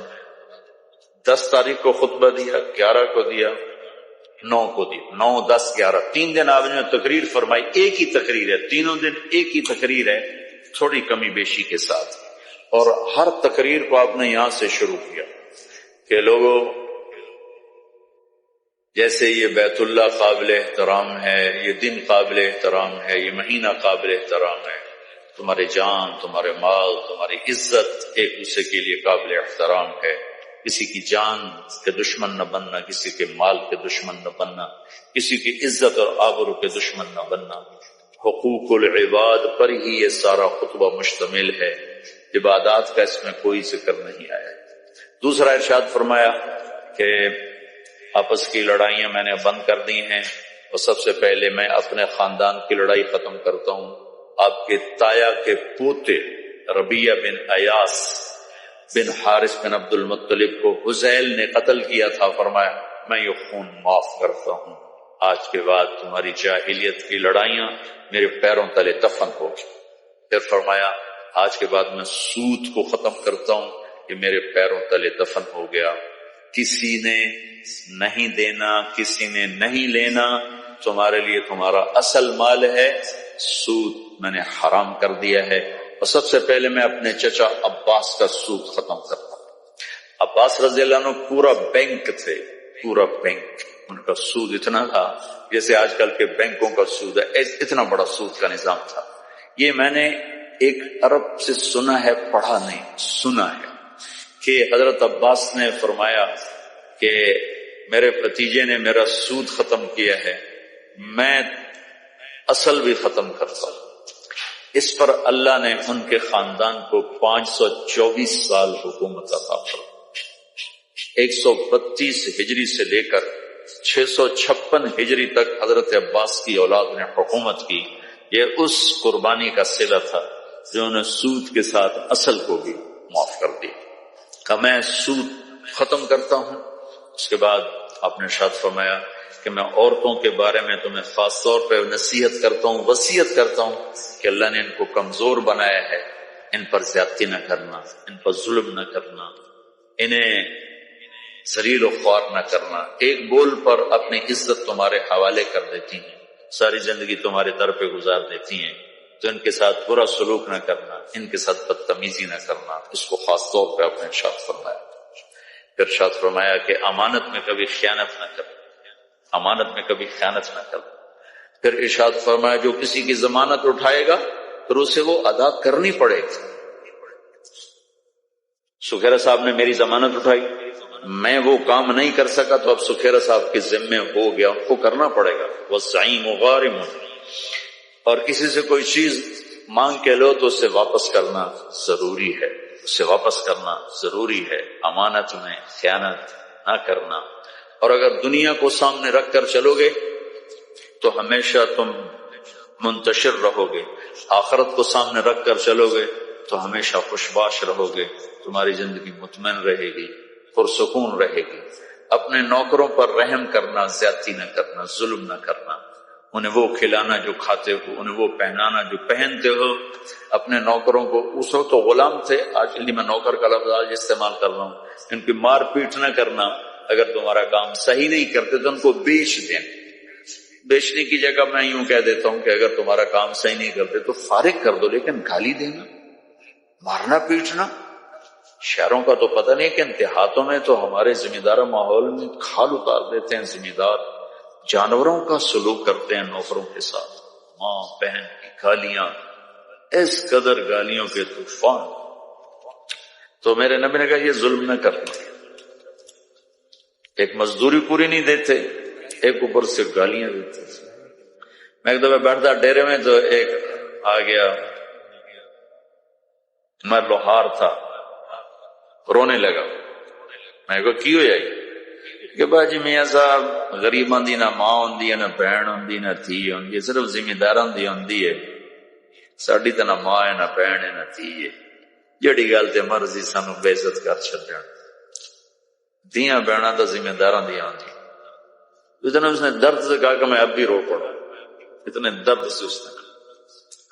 تو جب اللہ کسی کو پیسہ دیتا ہے تو عام طور پر مزاج میں فرونیت آ جاتی ہے۔ بہت تھوڑے ہوتے ہیں جو اللہ سے ڈرتے ہیں اور اس کا خیال کرتے ہیں کہ یہ اللہ کی امانت ہے، اللہ جب چاہے مجھ سے واپس لے لے۔ اکثریت ایسے ہوتے ہیں کہ وہ بدتمیز ہو جاتے ہیں، ڈانٹ ڈپٹ، گالی گلوچ، مار پیٹ، بہت برا سلوک کرتے ہیں۔ گھروں میں عورتیں بھی یہی کچھ کرتی ہیں اور باہر مرد بھی یہی کچھ کرتے ہیں۔ تو میرے نبی نے جاتے ہوئے خاص طور پہ فرمایا کہ دیکھو دیکھو، بس سلوک ہی نہ کرنا، اچھا سلوک، اچھا سلوک کرنا، جو کھاؤ انہیں کھلاؤ، جو پہنو انہیں پہناؤ۔ پھر آپ نے فرمایا آخری جملہ، دیکھو میرے بعد ایک دوسرے کی گردنیں نہ کاٹنا اور مجھے قیامت کے دن اللہ کی بارگاہ میں رسوا ہے۔ میرے بعد کافر نہ ہو جانا، کافر ہونے کی تعبیر کیا فرمائی کہ ایک دوسرے کے خون کے پیاسے نہ ہو جانا، مجھے اللہ کی بارگاہ میں رسوا ہے۔ یہ موٹے موٹے پوائنٹس ہیں، اور بھی چیزیں ہیں وہ میں حج میں بیان کیا کرتا ہوں۔ اس کے بعد آپ نے ظہر اثر کٹھی پڑھی اور اونٹنی کو لے گئے جبل رحمت، بیت اللہ کی طرف منہ کیا اور پھر دعا کے لیے ہاتھ اٹھائے۔ آپ بھی حج پہ تشریف لے جا رہے ہیں، اللہ تعالیٰ ہمیں بھی جانے کی توفیق دے، دعا مانگتے ہیں، لیکن مجھے نہیں یاد کہ کوئی دعا آدھے پونے گھنٹے سے لمبی مانگنے کی کوئی ہمت ہوئی ہو۔ میرے نبی نے جو ہاتھ اٹھائے ہیں تو یہ 6 گھنٹے کی دعا مانگی، 5 سے 6 گھنٹے، اپریل کا مہینہ، دھوپ سر پر اور اونٹنی پر بیٹھے ہوئے، نہ پیچھے کوئی ٹیک ہے، نہ اوپر خیمہ ہے، نہ کوئی ڈرنکس آ رہے ہیں، نہ کوئی کھانے آ رہے ہیں۔ تو صحابہ آپس میں کہنے لگے روزہ ہے، کھا ہی نہیں رہے، پی نہیں رہے۔ تو حضرت عباس کی بیگم ام فضل رضی اللہ تعالیٰ نے دودھ کا پیالہ بھیجا، وہ پیالہ آپ نے پانی اور دودھ کا تھا وہ آپ نے پی لیا تو پتہ چلا کہ نہیں آپ کا روزہ نہیں، ورنہ کچھ نہیں کھایا سارا دن۔ اسی وقوف میں ایک صحابی اونٹ سے گرے اور ان کا انتقال ہوا، تو آپ نے فرمایا کہ اس کو یہیں دفن کر دو اس کے احرام میں، اور اس کا سر نہ ڈھانکو، سر ننگا ہی رکھو، یہ قیامت کا دن اٹھے گا تو لبیک کہتا ہوا اٹھے گا۔ وہ کون تھے؟ مجھے کسی کتاب میں ان کا نام نہیں ملا، اور صحابہ میں کوئی تھے تو جو ان کا وہاں انتقال ہوا، اور وہ 1.25 لاکھ مقدس لوگوں نے ان کا جنازہ پڑھا، 1.25 لاکھ وہ لوگ جن سے اللہ نے کہا رضی اللہ عنہم ورضوا عنہ، میں ان سے راضی ہو گیا، ایسے لوگوں نے ان کا جنازہ پڑھا۔ پھر آپ مغرب سورج ڈوبنے کے بعد آپ نے حضرت اسامہ کو اپنے پیچھے بٹھایا، اور وہاں سے نکلے اور آپ راستے میں اپنے جگہ استنجا کیا، وضو کیا، پھر آپ مزدلفہ میں آئے۔ اب 9 کو شام کو نکلنا ہے مزدلفہ کے لیے، اور وہاں آپ نے پہلے مغرب کی نماز پڑھی، پھر سامان رکھوایا، پھر عشاء پڑھی، پھر آپ نے وہاں رات قیام فرمایا، اور اس رات آپ نے تہجد نہیں پڑھی، تہجد نہیں پڑھی۔ زندگی بھر آپ، نبیوں میں تو ویسے ہی جسمانی طاقت بھی ہوتی ہے اور روحانی طاقت کی تو خیر انتہائی کوئی نہیں، لیکن آپ نے تہجد نہیں پڑھی، جان بوجھ کے نہیں پڑھی کہ مزدلفہ میں لوگ تھک کے پہنچتے ہیں، تو آپ سوئے رہے تاکہ کوئی تھکا ہوا میرا امتی سوتا بھی رہے تو اس کو میری سنت کا اجر مل جائے۔ ہمت والے پڑھیں، مبارک رات ہے، لیکن کوئی تھکا ہوا میرے جیسا اٹھنے کی ہمت نہ ہو تو اس کے لیے بھی میرا نبی کیا خوبصورت طریقہ چھوڑ کر گئے ہیں کہ آپ نے تہجد جان بوجھ کے نہیں پڑھی۔ بلکہ میں بیٹھا تھا حرم میں تو شیخ عطیہ سالم بہت بڑے عالم تھے، اللہ ان کی بخشش فرمائے، مسجد نبوی میں ان کا بہت بڑا درس، سب سے بڑا درس ان کا ہوتا تھا، تو میں جب جاتا تھا تو ان کے درس میں ضرور بیٹھتا تھا مغرب سے عشاء۔ ایک دفعہ وہ اس بات پر گفتگو فرما رہے تھے کہ آپ نے اس رات تہجد کی نماز نہیں پڑھی، وتر پڑھے کہ نہیں پڑھے، وتر چونکہ وتر آپ نے کبھی سفر میں بھی نہیں چھوڑی، وتر پڑھے کہ نہیں پڑھے، تو فرما رہے تھے دیکھو بھائی میں نے تو بہت کوشش کی، جو کسی کتاب میں نہیں ملا کہ آپ نے وتر پڑھے کہ نہیں پڑھے، اگر کسی کو مل جائے تو مجھے آ کے بتانا، میں اسے بہت بڑا انعام دوں، میں اسے بہت بڑا انعام کہ لگتا ہے کہ آپ نے وتر بھی نہیں پڑھے اس رات اور سو گئے، تاکہ جو بیچارے تھکے ہارے آتے ہیں۔ اب تو ویسی رش، اور 8 گھنٹے بعد لوگ پہنچتے ہیں، اور پھر لائنیں لگی ہوتی ہیں، استنجا خانے ہوتے ہیں، بیچارے بس ایسا ہی معاملہ ہوتا ہے۔ ایک ہمارے دوست ذمہ دار، وہ گئے مزدلفہ پہنچے تو بیٹی اور بیگم ساتھ تھی، تو ان کو بٹھا کر گئے کہ میں وضو کر کے آتا ہوں، سامنے ٹوائلٹ تھے، اور وہ کہتے میں نشانیاں لگا کے گیا، یوں نشانیاں لگا کے بے اے کے پاس کھلوتی تھے، اے وضو دیجیے۔ اب جب ان کو لگ گیا گھنٹے میں سارا نقشہ بدل گیا، وہاں سینکڑوں بسیں آ کے کھڑی ہو گئی، واپس آیا تھا نشانیاں ساریاں غائب، تو ساری رات طواف ہی کرتے رہ گئے، نہ بیوی ملی نہ بیٹی ملی، ان بیچاروں کو نفل پڑھنے کا سے یاد آئیں۔ تو میں قربان جاؤں، میرے نبی اپنی امت کو کیسی سہولتیں دے کر گئے، تہجد نہیں پڑھی، حالانکہ آپ کے لیے کیا مشکل تھی، سر رات پڑھتے رہتے، سو گئے، اذان پہ اٹھے، پھر نماز کے بعد آپ نے دعا مانگی جس کو وقوف مزدلفہ کہتے ہیں، اشراق سے پہلے پھر اشراق کے بعد آپ وہاں سے نکلے اور سیدھے پہنچے بڑے شیطان کے پاس، اونٹنے سے اترے، حضرت اسامہ نے اونٹنی پکڑ لی، بس بلال نے اوپر ایسے چادر کر کے سایہ کر دیا تھا، 7 کنکر مارے۔ اس کے بعد پھر آپ نے 10 تاریخ 9 تاریخ والی تقریر 10 تاریخ کو دوبارہ اونٹنی پہ بیٹھ کے آپ نے وہ تقریر فرمائی، پھر اس کے بعد آپ اترے اور آپ نے 63 اونٹ ذبح فرمائے اپنی طرف، 63 سال عمر کے تھے، 63 100 اونٹ ساتھ تھے، تو 100 میں سے 63 الگ کیے، 63 میں سے 5 سامنے کھڑے کیے، ان میں سے ایک آگے لا کر اس کو ذبح کیا، تو ساری دنیا نے عجب نظارہ دیکھا، اونٹوں میں جنگ شروع ہو گئی، ہر اونٹ آگے بڑھ کے ذبح ہونے کے لیے زور لگا رہا تھا، ہر ایک کی تمنا تھی کہ میں ذبح ہو جاؤں اللہ کے نبی کے ہاتھوں۔ جب تک آپ نے برچھا نہیں پھینکا اونٹوں میں یہ جنگ جاری رہی، ہم آہوان صحرا سر خود نہاد برکف و امید آن کے روزے بشکار خواہی آت، نہ شود نصیب دشمن کہ شود ہدا کے تیغت، سر دوستاں سلامت کے تو خنجر آزمائے۔ جب آپ نے پھینک دیا برچھا تو پھر اونٹ کھڑے ہوئے سیدھے، پھر آپ نے کہا علی ایک ایک گوشت کا ٹکڑا لے لو اور دیگ پہ چڑھا دو، اور باقی سب سے کہو جو لے جانا چاہے لے جاؤ، اور گوشت بنانے والے جو کسائی ہیں گوشت بنانے کی مزدوری گوشت میں سے نہ دینا، میرے پاس آنا، میں اپنی طرف سے دوں۔ 63 اونٹ تو یہ ہوئے، اور بیگمات کے لیے ایک گائے ذبح کروائی، الگ سے ایک گائے ذبح کروائی۔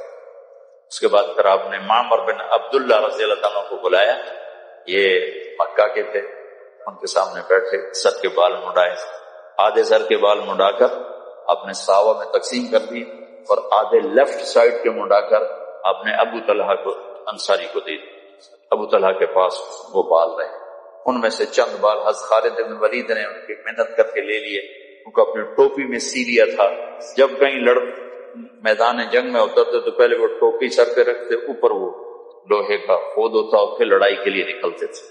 اس کے بعد آپ نے ناخن کٹوائے اور مونچھیں کٹوائیں اور ان کو وہیں دفن کروا دیے جہاں تشریف فرما تھے۔ اب پاؤں کے بل بیٹھے ہوئے تھے۔ پھر اس کے بعد آپ نے غسل کیا، کپڑے بدلے، خوشبو لگائی، پھر کھانا پکنے کا انتظار کیا۔ جب وہ تیار ہو گیا تو آپ نے گوشت بھی کھایا، شوربہ بھی پیا، حضرت علی بھی آپ کے ساتھ کھانے میں شریک تھے۔ پھر آپ نے معاویہ رضی اللہ عنہ کو اپنی اونٹنی پہ بٹھایا۔ اس سارے سفر میں قصوا اونٹنی پر آپ سوار تھے۔ اب آپ نے اونٹنی تبدیل کی اور جدعا اونٹنی منگوائی، اس پر سوار ہوئے، مکہ تشریف لے گئے، جا کے طواف زیارت کی۔ یہ طواف آپ نے کیا اونٹنی پر بیٹھ کر، جو رش بہت تھا، اور وہ دور سے استلام فرما رہے تھے، دور سے وہ لکڑی کے ساتھ۔ تو اس کے بعد پھر آپ نے 2 نفل پڑھے اور یا زہر کی نماز وہاں پڑھائی یا زہر آ کے آپ نے مینا میں پڑھائی، دونوں روایت موجود ہیں۔ 11 تاریخ کو یہ سورت اتری، اذا جاء نصر اللہ والفتح، یہ سورت، اس میں اشارہ تھا کہ میرے نبی آپ کے جانے کا وقت اب آ چکا ہے۔ تو اس خطبے میں بہت جوش تھا۔ آپ تشریف لے گئے، آپ نے کنکر مارے، اور پہلے دن 10 تاریخ کو تو ایک ہی کو مارتے ہیں، پھر 11 کو تینوں کو، پہلا پھر دوسرا پھر تیسرا۔ اور مارنے کا مصنون طریقہ یہ ہے کہ بیت اللہ لیفٹ پہ ہو اور مینا رائٹ پر ہو، یہ مصنون طریقہ ہے۔ لیکن اب چونکہ رش ہے تو جدھر سے بھی جگہ ملے وہی مصنون ہے۔ امام ابو حنیفہ رحمۃ اللہ علیہ سے شخص نے کہا جی نہر میں نہاتے ہوئے میرا منہ قبلے کی طرف ہو، یہ میری پیٹھ قبلے کی طرف ہے۔ وہ کہنے لگے بھائی نہر میں نہاتے ہوئے تیرا منہ کپڑوں کی طرف ہو، کہیں کوئی چور اٹھا کے نہ لے گا۔ تو آج کل کنکری مارتے ہوئے یہ نہ دیکھو قبلہ کی طرح مینا کی طرح، یہ دیکھو راہ کتوں لگتا ہے، جتھو راہ لبے اتھو بڑھ جاؤ۔ تو خیر اللہ آل سعود کو جزائے خیر دے، جو انہوں نے خدمت کر دی ہے حرم کی، پچھلے 14 صدی میں ایسی کسی نے نہیں کی۔ اب جس وقت بھی چلے جائیں موقع آسانی سے مل جاتا ہے کنکری مارنے کا۔ تو آپ نے 10 تاریخ کو تو ایک ہی کو کنکر مارے تھے، پھر جب 11 کو گئے تو پہلے کنکر مار کے پھر آپ نے دعا مانگی۔ یہ دعا تھی کوئی پونے گھنٹے کی دعا مانگی آپ، پھر دوسرے کو مارے پھر پونے گھنٹے کی دعا دی، پھر تیسرے کو مارے پھر دعا نہیں۔ یہاں دعا کیوں نہیں کی کہ یہاں جگہ تنگ تھی، اور پھر وہی بات آ گئی کہ تنگ جگہ کی وجہ سے کھڑے ہونے پر رش اور دکم پیل، تو آپ نے دعا چھوڑ دی، عمل چھوڑ دیا، اپنے ساتھیوں کو تکلیف سے بچایا، پھر اونٹنے پر سوار ہوئے۔ اور چونکہ یہ آیت آ چکی، یہ صورت آ چکی تھی اذا جاء نصر اللہ والفتح، تو اس میں اشارہ تھا کہ اب آپ کے جانے کا وقت قریب ہے۔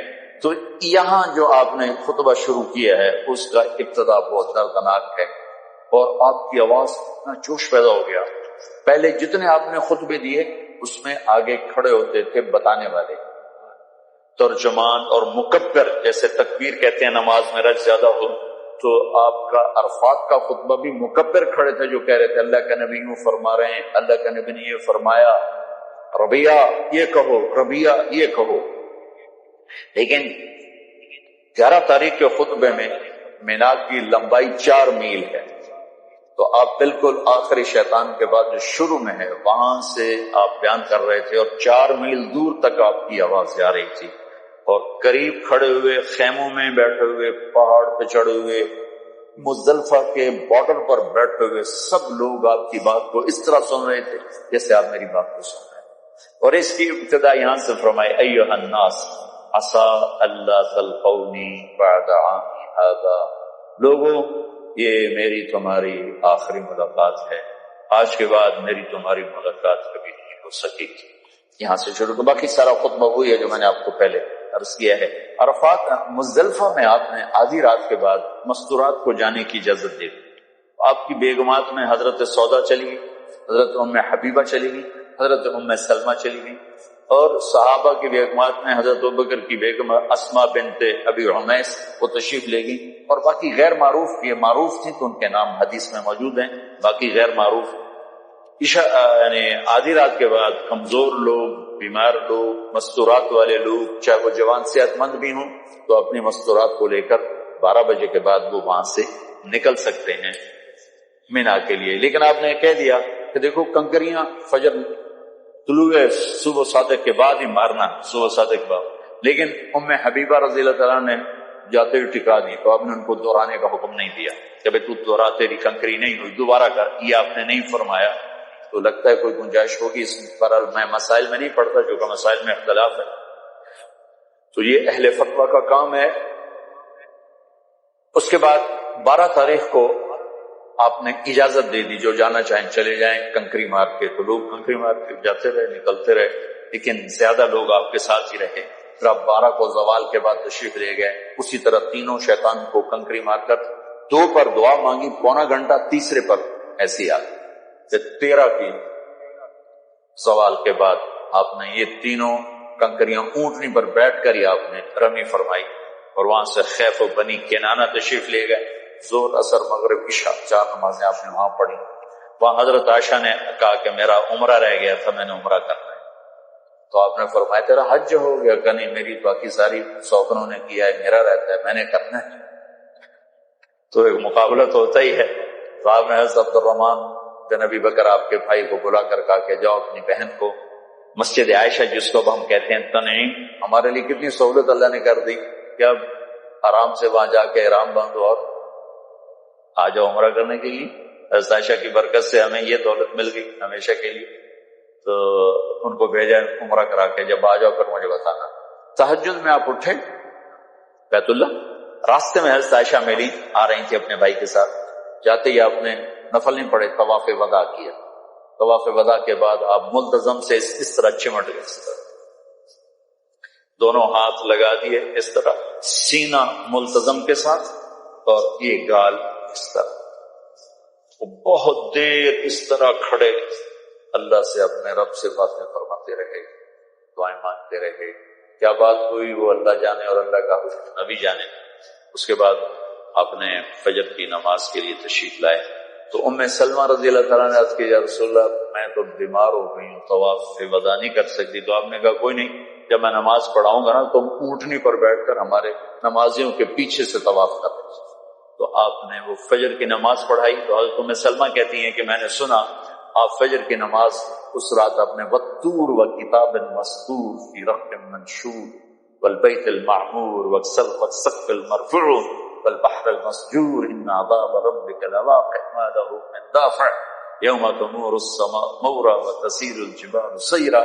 یہ آیت آپ نے پہلی رکعت میں آپ نے سورۃ طور پڑھی، دوسری کا وہ نہیں بتایا، لیکن پہلی رکعت کو بتایا کہ سورۃ طور کی تلاوت فرمائی۔ اس کے بعد آپ نے زمزم کا پانی بھروایا۔ کسی نے کہا کہ حضرت صفیہ کو تو مینسز آ گئے، یہ تو ہمیں روک دے گی۔ پھر آپ نے کہا اس نے طواف زیارت کر لیا؟ ہاں جی کر لیا۔ کہ کوئی نہیں، طواف وداع چھوڑ دے، کوئی بات۔ پھر اس کے بعد آپ نے سب کو الوداع کیا اور آپ خود مدینہ کے روانہ ہوئے۔ 11 تاریخ کو یہ سورت اتری، اذا جاء نصر اللہ والفتح، یہ سورت، اس میں اشارہ تھا کہ میرے نبی آپ کے جانے کا وقت اب آ چکا ہے۔ تو اس خطبے میں بہت جوش تھا۔ آپ تشریف لے گئے، آپ نے کنکر مارے، اور پہلے دن 10 تاریخ کو تو ایک ہی کو مارتے ہیں، پھر 11 کو تینوں کو، پہلا پھر دوسرا پھر تیسرا۔ اور مارنے کا مصنون طریقہ یہ ہے کہ بیت اللہ لیفٹ پہ ہو اور مینا رائٹ پر، یہ مصنون طریقہ ہے۔ لیکن اب چونکہ رش ہے تو جدھر سے بھی جگہ ملے وہی مصنون ہے۔ امام ابو حنیفہ رحمۃ اللہ علیہ سے شخص نے کہا جی نہر میں نہاتے ہوئے میرا منہ قبلے کی طرف ہو، یہ میری پیٹھ قبلے کی طرف۔ وہ کہنے لگے بھائی نہر میں نہاتے ہوئے تیرا منہ کپڑوں کی طرف ہو، کہیں کوئی چور اٹھا کے نہ لے جائے۔ تو آج کل کنکری مارتے ہوئے یہ نہ دیکھو قبلہ کی طرح مینا کی طرح، یہ دیکھو راہ کتھوں لگتا ہے، جتھو راہ لبے اتھو اڑ جاؤ۔ تو خیر اللہ آل سعود کو جزائے خیر دے، جو انہوں نے خدمت کر دی ہے حرم کی، پچھلے 14 صدی میں ایسی کسی نے نہیں کی۔ آپ جس وقت بھی چلے جائیں موقع آسانی سے مل جاتا ہے کنکری مارنے کا. تو آپ نے 10 تاریخ کو تو ایک ہی کو کنکر مارے تھے، پھر جب 11 کو گئے تو پہلے کنکر مار کے پھر آپ نے دعا مانگی. یہ دعا تھی کوئی پونے گھنٹے کی دعا مانگی آپ. پھر دوسرے کو مارے پھر پونے گھنٹے کی دعا تھی، پھر تیسرے کو مارے پھر دعا نہیں. یہاں دعا کیوں نہیں کی؟ کہ یہاں جگہ تنگ تھی، اور پھر وہی بات آ گئی کہ تنگ جگہ کی وجہ سے کھڑے ہونے پر رش اور دکم پیل، تو آپ نے دعا چھوڑ دی، عمل چھوڑ دیا، اپنے ساتھیوں کو تکلیف سے بچایا. پھر اونٹنے پر سوار ہوئے، اور چونکہ یہ آیت آ چکی، یہ صورت آ چکی تھی اذا جاء نصر اللہ والفتح، تو اس میں اشارہ تھا کہ اب آپ کے جانے کا وقت قریب ہے. تو یہاں جو آپ نے خطبہ شروع کیا ہے اس کا ابتدا بہت دردناک ہے، اور آپ کی آواز میں اتنا جوش پیدا ہو گیا. پہلے جتنے آپ نے خطبے دیے اس میں آگے کھڑے ہوتے تھے بتانے والے، ترجمان اور مکبر، جیسے تکبیر کہتے ہیں نماز میں رش زیادہ ہو، تو آپ کا عرفات کا خطبہ بھی مکبر کھڑے تھے جو کہہ رہے تھے اللہ کا نبی یوں فرما رہے ہیں، اللہ کا نبی نے یہ فرمایا، ربیہ یہ کہو، ربیہ یہ کہو. لیکن 11 تاریخ کے خطبے میں مینا کی لمبائی 4 میل ہے، تو آپ بالکل آخری شیطان کے بعد جو شروع میں ہے وہاں سے آپ بیان کر رہے تھے، اور 4 میل دور تک آپ کی آواز جا رہی تھی. اور قریب کھڑے ہوئے، خیموں میں بیٹھے ہوئے، پہاڑ پہ چڑھے ہوئے، مزدلفہ کے بارڈر پر بیٹھے ہوئے سب لوگ آپ کی بات کو اس طرح سن رہے تھے جیسے آپ میری بات کو سن رہے ہیں. اور اس کی ابتدا یہاں سے فرمائی ایھا الناس عسى الا تلقوني بعد عامی هذا، لوگوں یہ میری تمہاری آخری ملاقات ہے، آج کے بعد میری تمہاری ملاقات کبھی نہیں ہو سکی. یہاں سے شروع. باقی سارا خطبہ وہی ہے جو میں نے آپ کو پہلے عرض کیا ہے. عرفات مزدلفہ میں آپ نے آدھی رات کے بعد مستورات کو جانے کی اجازت دے دی. آپ کی بیگمات میں حضرت سودا چلی گئی، حضرت ام حبیبہ چلی گئی، حضرت ام سلمہ چلی گئی، اور صحابہ کی بیگمات میں حضرت ابوبکر کی بیگم اسماء بنت ابی عمیس وہ تشریف لے گئی. اور باقی غیر معروف، یہ معروف تھی تو ان کے نام حدیث میں موجود ہیں، باقی غیر معروف. یعنی آدھی رات کے بعد کمزور لوگ، بیمار لوگ، مستورات والے لوگ، چاہے وہ جوان صحت مند بھی ہوں، تو اپنی مستورات کو لے کر 12 بجے کے بعد وہ وہاں سے نکل سکتے ہیں مینا کے لیے. لیکن آپ نے کہہ دیا کہ دیکھو کنکریاں فجر طلوع صبح صادق کے بعد ہی مارنا، صبح صادق کے بعد. لیکن ام حبیبہ رضی اللہ تعالیٰ نے جاتے ہوئے ٹکا دی، تو آپ نے ان کو دہرانے کا حکم نہیں دیا کہ بھائی تو دہرا، تیری کنکری نہیں ہوئی، دوبارہ کر، یہ آپ نے نہیں فرمایا. تو لگتا ہے کوئی گنجائش ہوگی اس پر. میں مسائل میں نہیں پڑھتا جو کہ مسائل میں اختلاف ہے، تو یہ اہل فتویٰ کا کام ہے.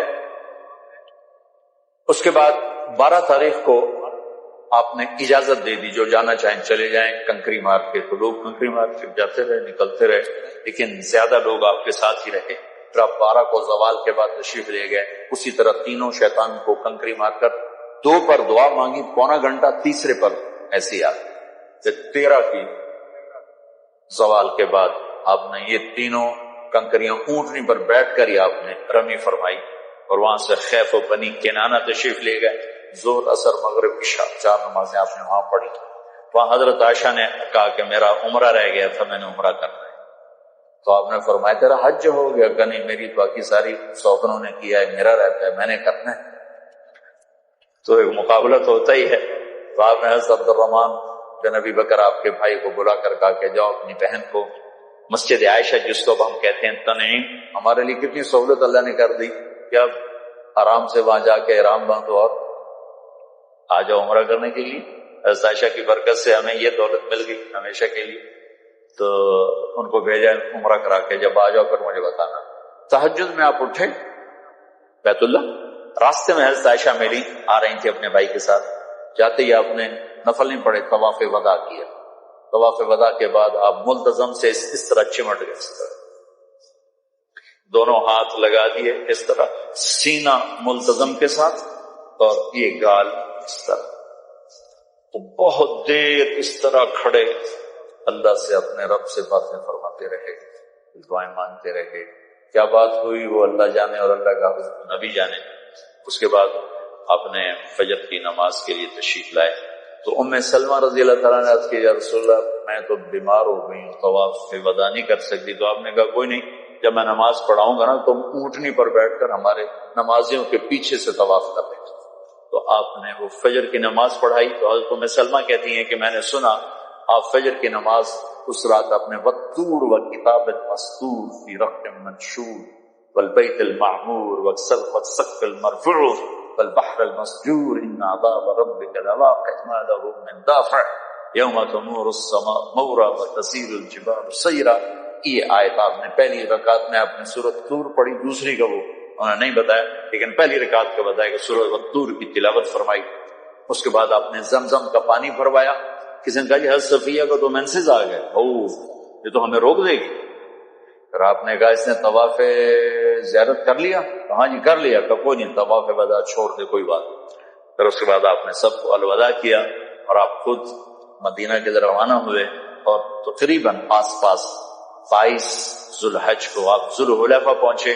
آپ نے فرمایا آج رات ہم ادھر ہی قیام کریں گے، گھر نہیں جائیں گے۔ ایک بات یاد آ گئی، جس سال آپ نے حج کا اعلان فرمایا اس سال چیچک پھیل گئے، اسمال پاکس بیماری تھی، وہ پھیل گئی، بہت سے لوگ حج سے رہ گئے۔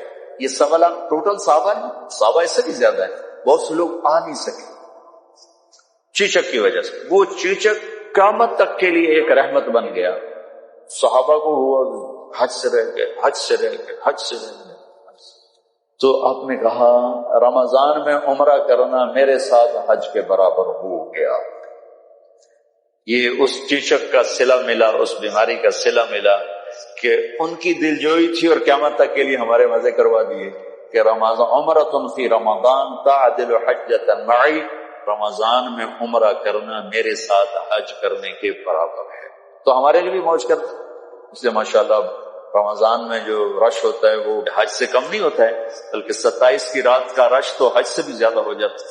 6 کلومیٹر تک صفیں لگی ہوتی ہیں ماشاءاللہ، اور ایسے 29 کی رات کا بھی یہی حال ہوتا ہے۔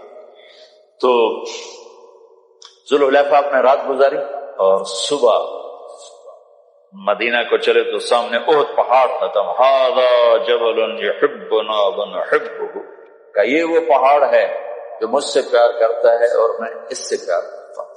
آپ نے کہا جبل احد جنت میں جائے گا، جنت کے دروازے پر ہو، اور مدینہ میں انٹر ہونے سے پہلے یہود کی سائڈ کی طرف ایک پہاڑ تھا جبل عیر، کہ یہ جہنم کا پہاڑ ہے، احد جنت کا پہاڑ ہے۔ یہ آپ کے حج کا مختصر سا خلاصہ ہے۔ مسائل چھوٹی چھوٹی کتابیں ملتی ہیں، وہ آپ ساتھ رکھیں، وہ ساتھ رکھیں، اور کوئی مسئلہ بنے تو علماء صاحب کو تم سے پوچھ لیا کریں۔ البتہ یعنی ہر غلطی کی موجود ہے، تلافی موجود ہے، 1 بکرا دے دو، 2 دے دو، جن کو اللہ نے وسعت دی ہے قربانی کھل کے کرو۔ میرے نبی نے 63 اونٹ ذبح، 63 اونٹ، اور ایک اونٹ میں 7 آدمیوں کا حصہ ہوتا ہے، 7 آدمیوں کا حصہ ہوتا ہے، تو کوئی 450 کے قریب سب آپ نے ایک ہستی نے قربانیاں کی اور اس کا گوشت تقسیم کیا۔ اس کا مطلب ہے کہ اللہ نے جس کو رزق دیا ہے وہ وہاں خرچ کرے اور لوگوں کو کھلائے، تو اللہ کو بہت انتہائی پسندیدہ ہے۔ تو چند بنیادی چیزیں ہیں، میں آخری بات آپ سے عرض کر رہا ہوں، جو حج کی بنیاد ہے اس کی تلافی کوئی نہیں ہے۔ کنکریاں آگے پیچھے ہو گئی، بکرا دے دو، بال منڈانے آگے پیچھے ہو گئے، بکرا دے دو، ناخن کاٹ لیے، بکرا دے دو، خوشبو لگا لی، بکرا دے دو، کوئی مسئلہ نہیں۔ لیکن حج کی پہلی بنیاد ہے جو حضرت آدم نے رکھی، وہ ہے توبہ۔ توبہ کر کے نہیں آئے تو سارے بکرے وڑ چھڑو، تلافی پڑی۔ حج کا مقصود توبہ ہے، جس کی بنیاد اماں اور ابا نے رکھی۔ آدم اور حوا عرفات میں بیٹھ کر کہا ربنا ظلمنا انفسنا وان لم تغفر لنا وترحمنا لنکونن من الخاسرین، کہ یا اللہ بس ہمیں معاف کرو۔ تو ہر مرد عورت جو عرفات کی وادی میں قدم رکھتا ہے اس کے لیے اللہ کی طرف سے اعلان ہے، میرے بندے توبہ کرنے آنا ہے، حاضری لوا مرنا میں توبہ کرا۔ اور اللہ کیا کہہ رہا ہے اس دن؟ فرشتوں سے کہتا ہے میرے دیکھ لو میرے فرشتوں، آج میرے بندے آئے ہیں، آج میرے بندے اور بندیاں آ رہے ہیں۔ اللہ کہتا ہے آج اتنے گناہ لے کے آؤ جتنے بارش کے قطرے، اتنے گناہ لے کے آؤ جتنے درختوں کے پتے، اتنے گناہ لے کے آؤ جتنے ریت کے ذرے، اتنے گناہ لے کے آؤ جتنے جب سے ٹائم شروع ہوا ہے اس میں پیدا ہونے والے دن اور رات، اتنے لے کر آؤ اور یہاں بیٹھ کر مجھ سے کہو توبہ تو میں سارے معاف کر کے تمہیں واپس لے جاؤں، ایک بھی تمہارے ذمہ نہیں چھوڑوں۔ تو آپ سب بھائی بہنوں سے بھی گزارش ہے کہ ہم توبہ کرنے کا، توبہ کا مطلب ہے واپس آ جانا، لفظی مطلب ہے واپس آ جانا، یا اللہ پہلے اور راہوں پر تھے اب تیری راہوں پہ واپس آ۔ اور پھر اگر کبھی ٹوٹ بھی جائے انسان جو ہے تو ڈرنے گھبرانے کی بات نہیں ہے، دوبارہ کر لیں، چونکہ معاملہ اللہ کی ذات سے ہے، کوئی پاکستان سے کے بادشاہ سے تو نہیں، یا ہندوستان کے یا ایران کے امریکہ کے عرب سے عجب کے بادشاہ نہیں، مطلب ہے کہ انسانوں سے معاملہ نہیں، اللہ سے معاملہ۔ اور اللہ کو نہ میرے گناہوں کا اثر پڑتا نہ میری نیکی کا اثر پڑتا، میں معاف کرنے میں دیر کیوں کرتا ہوں کہ میرے اوپر سکھیرا صاحب نے جو زیادتی کی اس کا میرے اوپر اثر ہے، جب تک وہ اثر باقی میرا معاف کرنے کو دل نہیں کرتا۔ اور میرا اللہ کیا کہتا ہے، لن تبلغوا نفعی فتنفعونی ولن تبلغوا ضری فتضرونی، پھر بندو تم مجھے نفع دینا چاہو تو تم اس قابل نہیں ہو، نقصان پہنچانا چاہو تو اس قابل نہیں ہو، تم سارے نیک ہو جاؤ تو مجھے فرق نہیں پڑتا، تم سارے بدماش ہو جاؤ مجھے کوئی فرق نہیں پڑتا۔ لہذا سب سے سوکھا کام ہے اللہ کو بنانا، سب سے آسان کام ہے اللہ کو بنانا، کائنات میں سب سے آسان ترین اللہ کو منانا، سارے رشتے منانے اوکھے ہیں، اللہ کو منانا 1 سیکنڈ کی بات ہے۔ دل میں نیت پکی ہو اور زبان یا اللہ آئندہ نہیں کروں گا، معاف کرو، میرے رب کی قسم اتنے گناہ ہوں کہ زمین سے لے کر آسمان کی چھت تک پہنچے ہوں تو لگے تو جاؤ معاف کرو، جاؤ معاف کرو۔ وہ پوچھتا بھی نہیں، مڑتا نہیں کرے گا،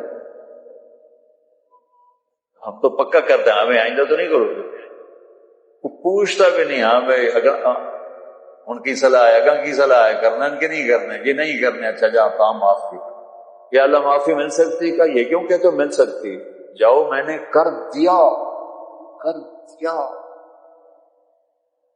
اور دروازے پہ جا کے ٹوٹ گئی توبہ، یہاں سے وہاں 15 فٹ کے فاصلے پر، تو اب کیا ہوگا کہ پھر کر لینا، میں پھر معاف کر دوں۔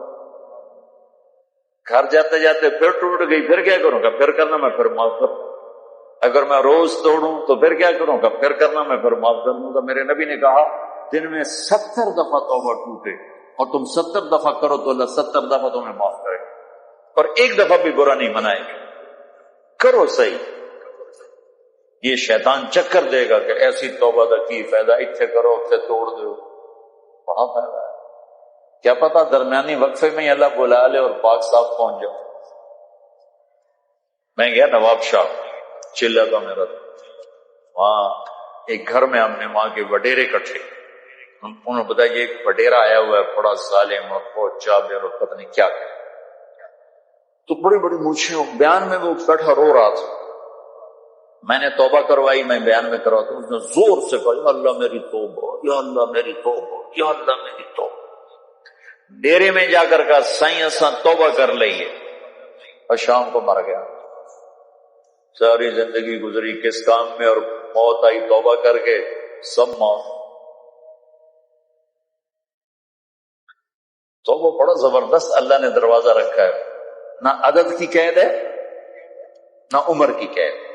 ہاں بھائی 60 سال عمر ہو گئی اب توبہ قبول نہیں، ہاں بھائی 1000 دفعہ ٹوٹ گئی اب قبول نہیں، 1 کروڑ دفعہ توڑ پر کر صحیح معاف، 100 سال کی عمر میں کر صحیح معاف، نہ نظر آئے نہ دکھائی دے، نہ ٹورا جائے نہ اٹھا جائے، لوگ کہیں ہن تیری توبہ دا کی فائدہ، انا ہو گیا ٹوریا جاندہ نے ہن پہ کرے نہ توبہ۔ میرا لگا آ جا ان کی نہ سنائی تو سب دیوانے مجھے جانتے نہیں، آ جانا تیری اس حال میں بھی معاف کروں گا۔ نہ کہیں جہاں میں اما ملی، جو اما ملی تو کہاں ملی، میرے جرم خانہ خراب کو تیرے عفو بندہ نواز۔ بھائیو بہنوں توبہ ضرور کر، اللہ بڑا کر، اس کے معاف کرنے کی کوئی حد نہیں ہے، کوئی حد نہیں، ہمارے گناہوں کی کوئی حیثیت نہیں ہے۔ ہاں باغی نہ بنے، گناہگار اور چیز ہے، مجرم اور ہے، باغی اور ہے۔ باغی ہے کی وجہ شراب کی تکی ہے، زنا کی تکی ہو سارے کر دے، پھر میں کی تکی ہے، یہ باغی ہے۔ باغی کا قانون اور ہے اور ملزم کا قانون اور، یہ غلطی ہوگی کر بیٹھے ہیں، یہ ہو گئی، یہ اور ہے، میں کی تکی ہو گیا، یہ اور ہے۔ اللہ کا یہ قانون بھی نہیں کہ شمر اور حسین کو ایک کرسی پہ بٹھا دیں، کربلا میں سر کٹانے والے اور ایمان کے سودے کرنے والے اگر ایک ہی جگہ پر بیٹھ جائیں تو پھر تو ساری شریعت کو آگ لگا دیں۔ ایک میرے رب کا نظام بھی تو ہے، اگر رات کو ناچنے والی اور رات کو رونے والی کو اس نے ایک کر دینا ہے تو اتنی بڑی شریعت کیوں ہے؟ حسین اور ابن زیاد کو ایک ہی تخت پہ بٹھانا ہے تو اتنے بڑی کربلائیں کیوں قائم؟ تو یہ تصور بڑا غلط ہے۔ اللہ بڑا غفور الرحیم ہے، آپ پہ معاف کرے گا۔ ایویں مولوی ڈرائی جان دینا، اللہ بڑا غفور الرحیم ہے، آپ پہ معاف کرے، آپ پہ تمہاری دکانیں تو کھولتا نہیں، تمہاری فیکٹریاں تو آپ پہ چلتی نہیں، وہاں تو سر پہ بیٹھے ہوئے۔ جنت بھی ایک میرے رب کا نظام ہے، اس کی رضا بھی میرے رب کا ایک نظام ہے۔ ایک اس کی رحمت ہے جس کو چاہے معاف کرے، ایک اس کا قانون ہے جس نے کھرے کھوٹے کو الگ کرے۔ تو ایک عرفات کا سب سے، دیکھو میرے نبی نے کوئی نفل نہیں پڑھے، کوئی تلاوت نہیں کی، بس دعائیں مانگتے رہے، 2 نمازیں اکٹھی پڑھ کے 2 رکعت۔ تو عرفات کے سب سے بڑے عمل کوئی مصنون چیز نہیں، اتنے باری اے پڑھو، اتنے باری اے پڑھو، اتنے 100 باری اے پڑھو۔ تمہارے ندامت کے آنسو ہیں تو تمہاری ٹھنڈی آہیں ہیں، یہی عرفات کا عمل۔ یا اللہ بس جلدی کر، معاف کر، آ گئے ہیں، مہربانی کر، بس کر، معافی دے دے۔ یہ عرفات کا عمل۔ مینا کا عمل ہے جو ابراہیم علیہ السلام اور اسماعیل علیہ السلام نے بنیاد رکھی پاک، وہ ہے جذبات کی قربانی، اللہ پر جان مال قربان کرتے ہیں۔ مال کے غلام نہ بننا، جان کے غلام نہ بننا، اللہ کے غلام بننا۔ جان مانگی جان دے دی، اولاد مانگی اولاد دے دی۔ 2 دفعہ فرشتے روئے ہیں، آسمان کے فرشتے 2 دفعہ روئے، ایک حدیث میں نے پڑھی۔ ایک دفعہ جب ہمارے نبی کو پتھر پڑے طائف میں، یہ واقعہ پہلے بتا دیتا ہوں، دوسرا بات، پہلا واقعہ بعد میں بتا۔ جب ہمارے نبی کو پتھر پڑے، ابھی میں عمر پہلی دفعہ مجھے وہ ویزا ملا تو میں طائف گیا اور وہ جگہ دیکھی جہاں ہمارے نبی کو پتھر پڑے، پھر آپ بے ہوش ہو کے گرے، پھر آپ کو اٹھا کے ایک جگہ آپ کے غلام زید نے ڈالا، وہ سارا میں نے جگہ جا کے آنکھوں دیکھا، جیسے کہتے ہیں۔ اوپر ایک چھت پہ چڑھ گیا ایک جگہ اور میں ساری وادی دیکھتا رہا جہاں آپ کو پتھر پڑے تھے۔ تو آپ کے بے ہوش ہونے پر آسمان کے فرشتے روئے تھے، اور پہلی دفعہ روئے تھے جب مینا کی وادی میں 6-7 سال 8 سال کا بچہ اسماعیل اور سامنے 94 سال کا بوڑھا باپ ابراہیم، چھری دبائی ہوئی ہے، چھپائی ہوئی ہے، اور بیٹا باپ کو دیکھ کے خوش ہو رہا ہے۔ پہلی دفعہ اپنے ہوش میں باپ کو دیکھ رہے ہیں۔ پہلے ایک دفعہ آئے ہیں ابراہیم تو اس وقت آپ بالکل چھوٹے، تو آج پہلی دفعہ ہوش میں باپ کو دیکھ رہے ہیں، اور پتہ نہیں کیا کیا جذبات سے دیکھ رہے ہیں۔ اور اوپر سے ابا کی طرف سے ایک دم فرمان آتا ہے، بیٹا تیرے ذبح کا حکم ہو چکا ہے۔ کیا کہتے ہیں؟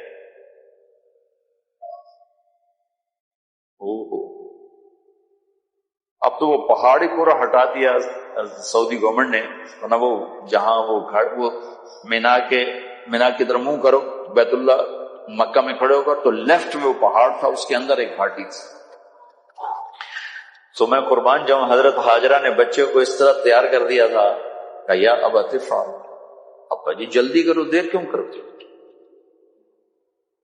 دیر کیوں کرتے ہو، یا ابا تفعل، واو نہیں، فا نہیں، ثم نہیں۔ قرآن حرفوں سے اشارے کرتا ہے، حرف گرا کے معنی بتاتا ہے، حرف بڑھا کے معنی بتاتا ہے۔ یہاں ایک حرف گرا کے اللہ نے معنی بتایا، یا ابا تفعل، الف کو گرایا ہوا ہے، الف گرا کے اسماعیل کے ایمان کا، جذبے کا، خوشی کا اظہار۔ ابا جی جلدی کرو، پھر آپ دیر کیوں کرو؟ تو ابراہیم علیہ السلام حیران ہو گئے، وہ سمجھے کہ شاید اس کو پتہ نہیں میں کیا کہہ رہا ہوں۔ پھر فرمایا پتہ بھی ہے میں کیا کہہ رہا ہوں، آپ نے گھاٹے کا سودا نہیں بتایا، نفع کا بتایا۔ آپ کے بدلے میں اللہ ملے گا، اللہ آپ سے بہتر، دنیا کے بدلے میں جنت ملے گی، جنت دنیا سے بہتر ہے۔ پھر معصوم ذہن سوچ میں پڑ کہنے لگا ہاں ایک بات ہے، میری ماں کو ضرور دکھ ہوگا، میں تو اس کا اکیلا ہوں، تو اپنا کرتا اتارا، کہا ابا جی یہ کرتا میری اماں کو دے دینا، میں جب یاد آؤں گا میرا کرتا دیکھ لیا کرے گی، اس کو تسلی ہو جائے گی، اور آپ اپنے کرتے میں مجھے کفن دے کے ادھر ہی دفن کر دینا، ادھر نہ لے جانا، میری ماں شاید مجھے دیکھ کے بہت دکھی ہو، کٹا ہوا سر کو سوکھا کا، ابا جی مجھے الٹا لٹانا، سیدھا نہ لٹانا، وَطَلَّهُ لِلْجَبِينِ، کہیں آپ کی نظر میرے اوپر پڑے اور آپ کا ہاتھ نہ کانپ جائے، آپ تو آپ ہو۔ او میرے بھائی، 94 سال کا بوڑھا تو مرغی نہیں ذبح کر سکتا، بچہ ذبح کرنے کا حکم آ چکا۔ جب انہوں نے گھٹنے پہ ان کی کمر پہ ٹکائے نا، اور سر کے بال پکڑ کر یوں سر اوپر اٹھایا اور چھری ہاتھ میں، ایک ہاتھ میں سر کے بال، ایک ہاتھ میں چھری، اور یوں آسمان کو دیکھنا، اور بچہ نیچے لیٹا پڑا ہے اور چھری یہاں آ چکی ہے، ہاتھ یہاں ہے، تو یوں دیکھ، کہ اللہ مجھ سے ناراض ہو گئے ہو، اسماعیل کی محبت نے میرے دل میں زیادہ جگہ پکڑ لی، ایسی بات نہیں میرے اللہ، میرے دل میں تو ہی تو ہے، اور اگر میرا کوئی امتحان ہے تو مجھے پاس کر۔ اس پر 7 آسمان کے فرشتوں نے چیخو پکارنا چلا چھری، آسمان سے حکم آ گیا نہیں چل سکتے، سٹاپ، فل سٹاپ۔ دوسری بنیاد ہے کہ ہر حاجی سیکھ کر آئے کہ یا اللہ تیرے اوپر کس طرح سب کچھ لگا، بچانا نہیں لگانا، چونکہ پھوک تماشا، لگانے کا مزہ بہت اعلیٰ ہے بچانے سے، اور ایک ہے مال لگانا، وہ تو بڑے سخی موجود، ایک ہے جذبات قربان کرنا، جو باپ بیٹے نے کیے، جذبات کی قربانی، احساسات کو کچل دینا، کہ کروڑوں روپے خرچ کرنے سے زیادہ مشکل سخاوت ہے، بہت بڑی سخاوت ہے اپنے احساسات اور جذبات کو اللہ پہ قربان کرنا۔ عمر بن عبدالعزیز، ان کی بیگم کی ایک باندی تھی، اس سے وہ بہت پیار کرتے تھے، اور اپنی بیگم سے کہتے مجھے یہ ہدیہ کر دو، باندی بغیر نکاح کے جائز ہے، وہ بیگم کہتی میں نے نہیں کرنا۔ جب وہ خلیفہ بنے تو ان کی بیگم نے اس باندی کو تیار کیا، دلہن بنایا، اور حضرت عمر کی خدمت میں پیش کیا کہ پہلے میں آپ کو انکار کرتی تھی، آج آپ کو میں گفٹ کرتی۔ تو عمر بن عبدالعزیز اس کو دیکھ کر کہنے لگے تو کون ہے؟ فلاں۔ کہاں سے آئی؟ کہ میں موصل سے لائی۔ تیرا مالک کون تھا؟ فلاں تھا۔ زبردستی لایا گیا تجھے؟ کہ زبردستی لایا۔ حکم دیا اس کو اس کے مالک کے پاس واپس بھیج دیا جائے۔ وہ کہنے لگی این وجدک یا امیر المومنین، امیر المومنین وہ آپ کا عشق کہاں گیا جو میرے ساتھ تھا؟ کہ وہ اس وقت پہلے سے دگنا ہے، لیکن تجھے اللہ کے حکم پہ قربان کرتا کہ اب میں عدل کی کرسی پر بیٹھا ہوں، اب میں نے عدل کو زندہ کرنا ہے، جذبے کو۔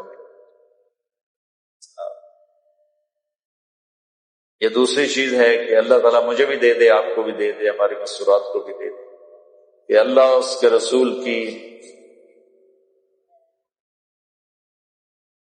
رضا کے سامنے اپنے جذبات چل۔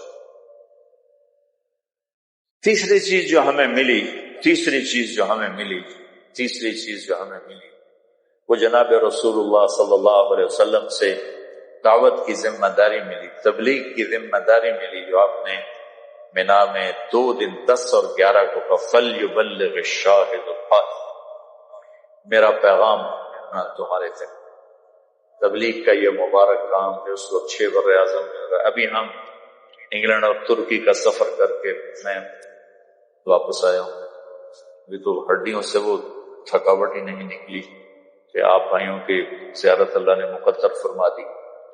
تو یہ تبلیغ کا مبارک کام جو اس وقت 6 بر اعظم میں پھیل چکا ہے اور اللہ کے فضل و کرم سے ہر قسم کی فرقہ واریت سے پاک ہے، آپس کی نفرتوں سے پاک ہے.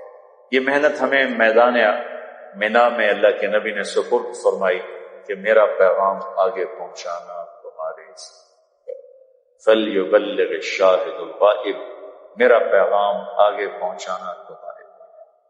تو وہاں جانے والا ہر مرد عورت کو اس بات کا مکلف بن جاتا ہے کہ اب اللہ کے پیغام کو دنیا میں پہنچانا ہمارے. دنیا میں کوئی 7 ارب انسان ہیں اور ان تک پیغام پہنچانے کے لیے اس 1.5 ارب امت کو چنا گیا ہے